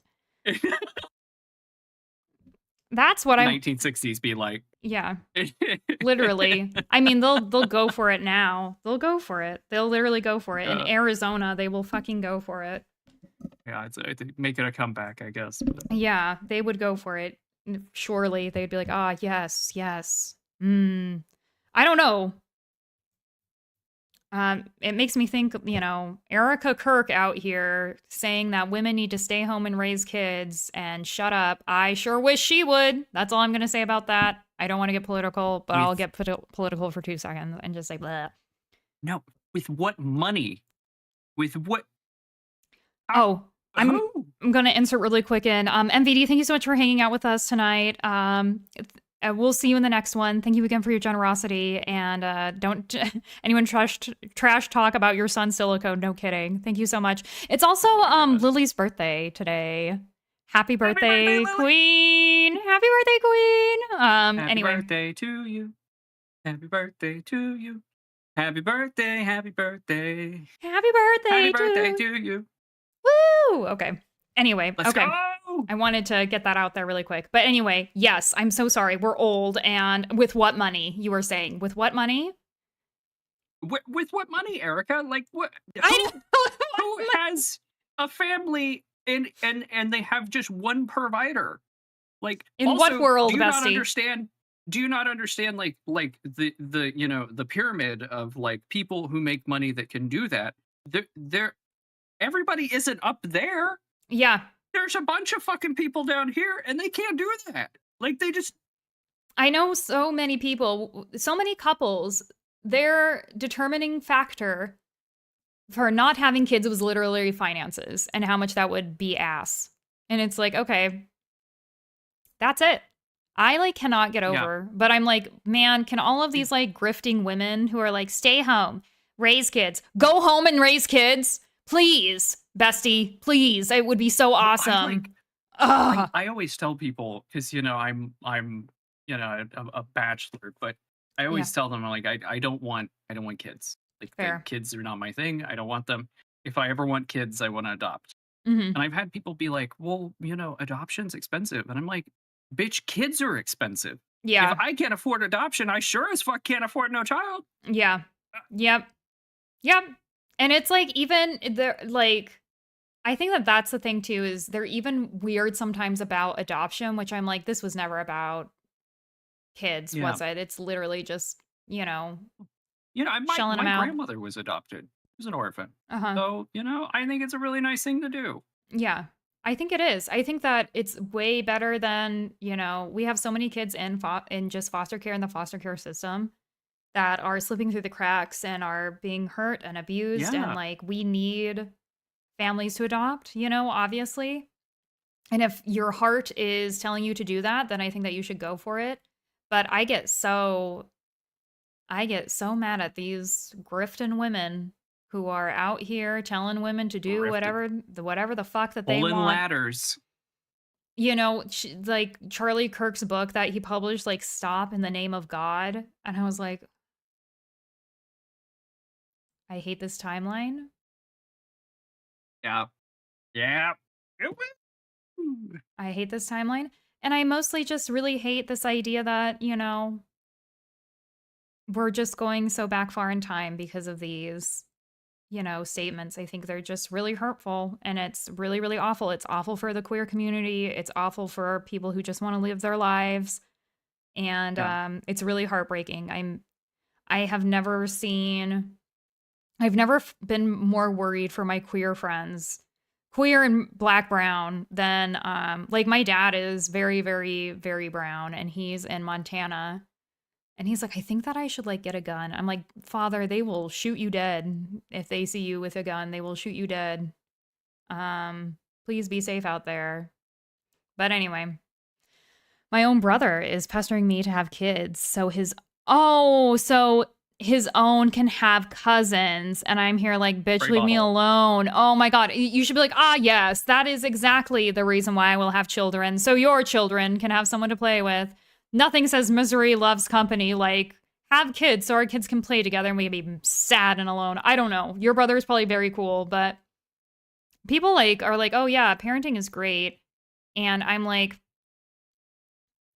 I think parenting is great. I think that, I my best friend, she had her son last year. And she always wanted to have kids, always wanted to have a family. And so I'm like incredibly happy for her being able to do that. Has our friendship changed forever because of it? Yes. Can she do the same things that she was before she was a mother? No. Does she even want to? No. I've gotten to the point where, and I've said this to her where it's like, oh yeah, like if I'm doing shit, sometimes I just don't invite her. Not because she doesn't, I think there's a difference between wanting to be invited to something and saying no, and then just saying no all the time and feeling really shitty because you just say no all the time to these things. Right. So I've gotten to a point where I'm like, if it's really important, I'll invite her. But it's like most of the time where I'm like, let's go out, like let's go hit up the mall, let's go shop around, let's go get boba, like let's go do shit. It's gonna be great. I just hit up Shannon, my one other friend, and I'm like, we'll just go do that. And she doesn't have hurt feelings over it, but I sure as shit do sometimes. No one cares about how I feel about this. Nobody cares about how I feel, and I just have to grow up and put on my big girl panties. But I sure as fuck like miss hanging out with her like we used to. I sure as shit, miss the friendship that we had. And I grieved it for a long time that I was like, my friend is just not going to be here. And that's why you have your plushies. No, they care. They care. They listen. They've Thank listened you. to the whole thing. They care. They Thank love you, you. plushies. Fantastic. What are they called? Snuggle plush. Alexi, Yes. Babby, Babby. Ambergris, Ambergris. Deer. Okay. Yeah. What are the brand of those? Like Squishmallow. a Squishmallow. Yes. They're very cute. I have 4 cats. Oh, they'd kill him. I fear. Remy has Squishmallows. He doesn't kill them. That's because Remy is the best boy. I had to pay a dangerous breed tax for Remy though. Oh. Really? Yeah. He has his own Squishmallows and sweaters. And sweaters, but He's he a was dangerous like, breed. he's a dangerous breed. Oh, because he's pity. Yeah, he's a bully. Mm-hmm. Yep. Sweetest dog. He whines if you don't share a blanket with him. I have never seen a sweeter dog. I swear, I don't understand. Think we're so quick because I have the same thing with like cats and animals in general. Is like we're so quick to humanize these animals But I think the reality of it is like most animals aren't going to be triggered by anything, but if they're triggered by something, Yeah. it's rarely up to the owner. Like I feel so bad for pit bulls and for cats and for animals because it's like I've Yeah. literally never seen my dog act like this. Like I've seen dog fights and shit where it's like some guy just running down the street and that dog cannot handle it, is triggered and goes after this runner, and we're all quick to like blame the blame the owner, you've raised your dog Mhm. wrong, and it's like, why don't no, animals will get fucking freaked out about some shit and they're gonna fucking go off. It is rarely ever the owner who's like, go off on the mailman. You are they out You can there? Certainly, yes, they're if out there. if Real Des is still here, he'll tell you if when he's come to visit, Hmm. Remy won't go anywhere near him because he's scared of him. Yeah. And see, like, you He can't do doesn't you can't explain to him like Reldez is very cool and he's not going to hurt you. Like animals will be very shy. And like, he dude, just walks away. literally, well, Amigo, ironically, is our cat who's named Amigo, but he's the biggest pendejo. I tell you what, he's a little bastard sometimes. But he will do the misdirected anger. So it's like if he sees a cat outside and you like move him, he'll like attack your foot. Now, Amigo is like 10 pounds and, is not a direct threat, but he does do that misdirected anger. And it's like, I can't do fuck all shit about that. He's just pissed off and he's crabby. I don't know. He's just crabby. But I even like see dogs. I think it could be because I'm covered in pussy. Just kidding. I smell like a lot of cats. I will trigger some dogs. And so it's like if Yeah, it's I'm probably walking, smells. yeah, so if I'm like walking to the mailbox or something, there will be dogs that just fucking freak out. And, the owner is just like, oh my God, I'm so sorry. And I'm like, dude, I have so many animals in my house. Like, I know that your animals are probably very well behaved. I just bring out the worst in them because it's so overwhelming for a human to smell like so many Mhm. animals and them all be mysterious. Of course, I'll be perceived as a threat. I never try to pet dogs. I never do any of that because it's like, dude, I'm like the definition of threat to animal if they are ever near me. But I don't know, like the dangerous dog tax and shit like that. I'm like, all dogs are dangerous. All cats are Well, dangerous. that's They're yeah. animals. They're I mean, animals. anytime you have an animal over a certain size, Yep, they're dangerous. they're They dangerous. they can hurt you. Mm-hmm. Like if Remy wanted to, he is a heavy boy, and he is Yeah. muscle. Mm-hmm. Man, Big if guy. he just came running at you, good lord! Mm-hmm. But he just doesn't. I don't know. He's a baby. Yeah, he's just a baby. Well, and they're just, they're just animals. And I mean, like, I have to remind people like about Greg and how he acts too, where I'm like, he's literally an abused feral creature who exists. It's not anything personal. He's literally Yeah. just here and exists. And yeah, I really do think that there is this, I don't know, expectation for animals to behave a certain way and to be a certain way. And if they don't, it's automatically the parent's fault. And I'm like, if you talk to the parent of a school shooter, they are rarely going to be like, oh my God, yeah, I parented my kid to be a school shooter. It's rarely the case. And Right. it's rarely the case that people ever are like, oh yeah, my dog, I really wanted to attack my best friend or my friend who came over and pet him and he just snapped. Like, animals will just do that. I would literally be like riding a horse that would just freak out and just buck around for fun. Like, not for fun, but it's an animal. It's an animal that got freaked out by a fucking paper bag that was like blowing in the wind. It's like, I don't Oh, know. We're yeah. very Horses, quick. man. Horses are fucking cool, but they're also fucking scary because talk about weight, right? I love Yeah, but they're horses. scared of everything. Ah, it just, yeah, they're spooked, but other breeds are more They spooked than others. Talk about like an oh, yeah. Appaloosa. Holy fuck. Like, look out. Arabians, goddamn, like they'll just freak out over it. They're just very hyper aware. But Yeah, I actually like was in a Western movie, in a Western I series. remember Yeah, with your yeah. with my Hia, and I had the best time riding this horse. Her name was Bella, but she was like super wild, which I like loved. Aw. I love a spirited animal, But there were people who just like didn't know how to ride horses. And I, not like I'm a professional rider, but I had lessons growing up. My turkey timer has popped. Thank you, Elena Gore chat. Till next time, nighty night. Monster, thank you so much for your generosity hanging out with us tonight. And I think that, you know, riding horses is just one of those things where you like, it's an exchange. Like there's an energy exchange between you and the horse. And it's like, I'm here for a good time, but don't fuck with me. You have to be like confident, but you also have to be like down. And this horse, Mhm. I'll tell you what, just wanted to run. And we couldn't run the horses. It was a liability thing.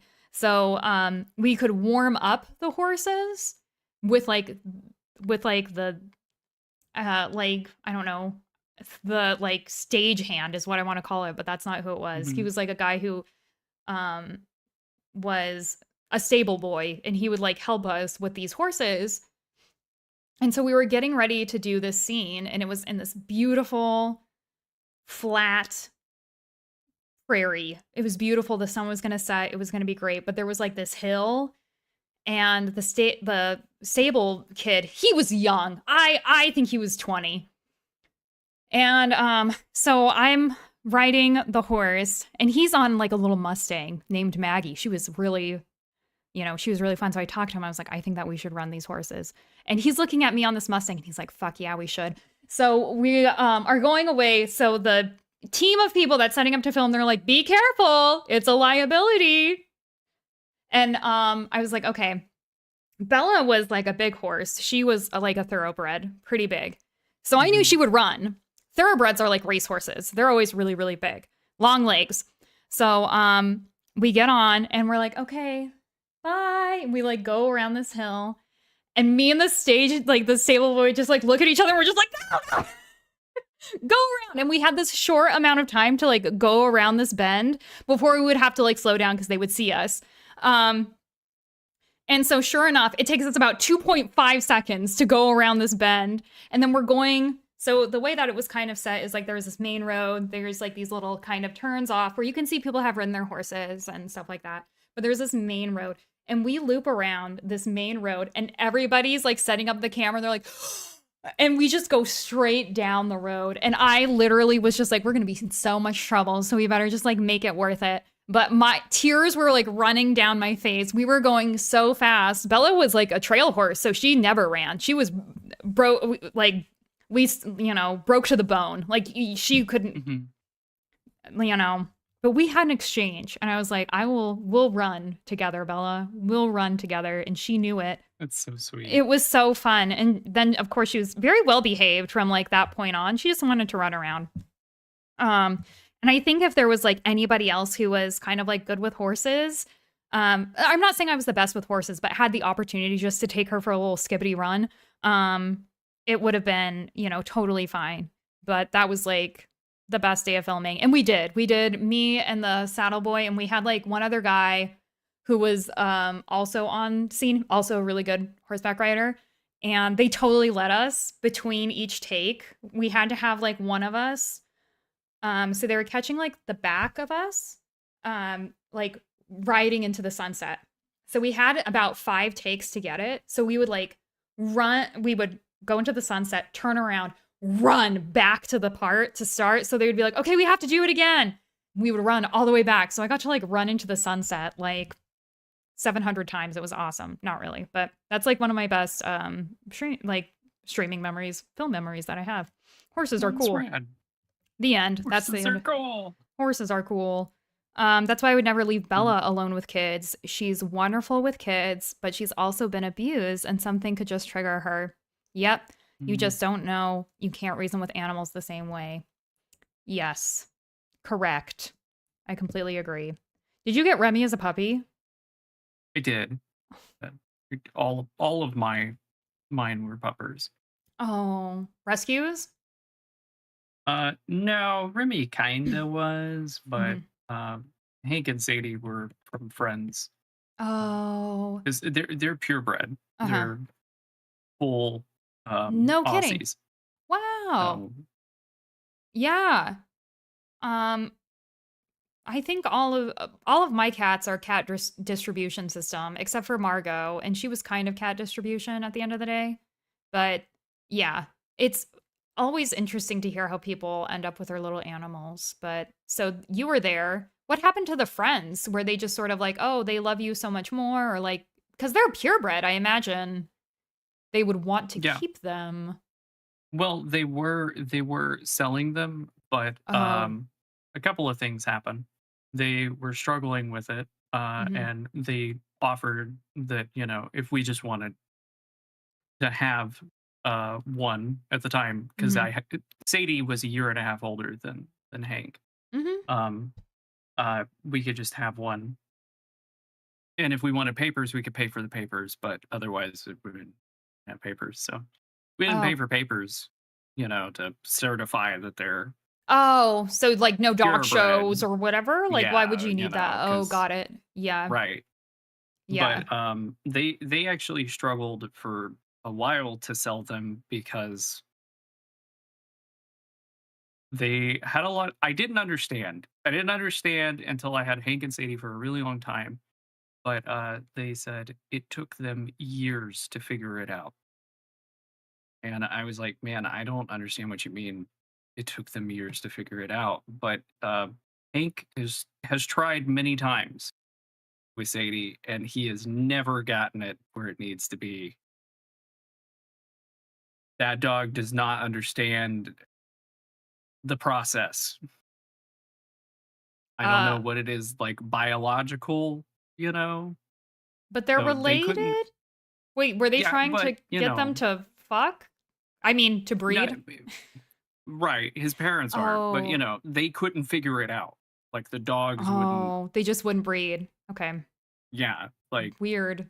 so it's like they were waiting for years to be like, we're gonna have puppies, we're gonna have puppies, and you know, They just saw each other too much as like besties that they were like, sorry, and we cannot. they just wouldn't do it. That's So so funny. I mean, like, interesting, animals, talk, we're so quick to humanize animals, but, yeah, there's something, because we have the same thing with cats. It's like, oh, if one of them goes into heat, it doesn't matter, father, brother, whatever. It's like they just mhm. do. It's so wired in them to focus on survival. Um, but that's really bizarre. Did you get them spayed and neutered? Or are they just Oh yeah, like, whatever? Oh, yeah. I figured. I figured. That's so yeah, funny. And stable hand was the word I absolutely. was looking for, Shell. Thank you. Um, I learned horse riding because I wanted to learn jousting. Honestly, I have like seen people do like the knights, I don't know, like round Mhm. table shows. And I have absolutely wanted to do shit like that, except I don't think that I'm coordinated enough or strong enough. If I worked out, maybe, but I'm nowhere, I don't know. That's like a career move, and I don't have it in me. But I've always loved the idea of being a knight because everybody's so thirsty for the knights. And I'm like, I want people to be Mhm. thirsty for me because I'm Facts. insufferable. I am insufferable. Um, but I do have to I run. was going to say, let me go ahead and wrap this up for the night. I would like to thank my internet for behaving. We were unstable I for 5 know. seconds. Way to go, internet. I would like to thank It's Gwendolyn great. for hanging in and being the streaming computer that she is. Let me go ahead and see who's online right now. I'm actually going to plug this guy in. Pardon Yeah. me. I unplugged it because it was like, I think my HDMI cord is bad on this. Oh, Um, on this monitor because it keeps blinking and it drives me freaking nuts, man. Or I'm an idiot. I can just do this over here. Okay. Let's see who's online. I see lots of people. Oh wow, this is a new Majigger. A new Majigger. Okay. Who should we go and say hello to? Thank you everybody for joining us. I really appreciate it. I think that we'll just drop in and see who's here.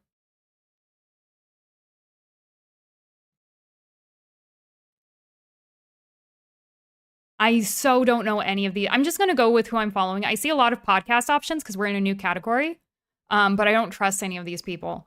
So why don't we go ahead and give... Oh my gosh.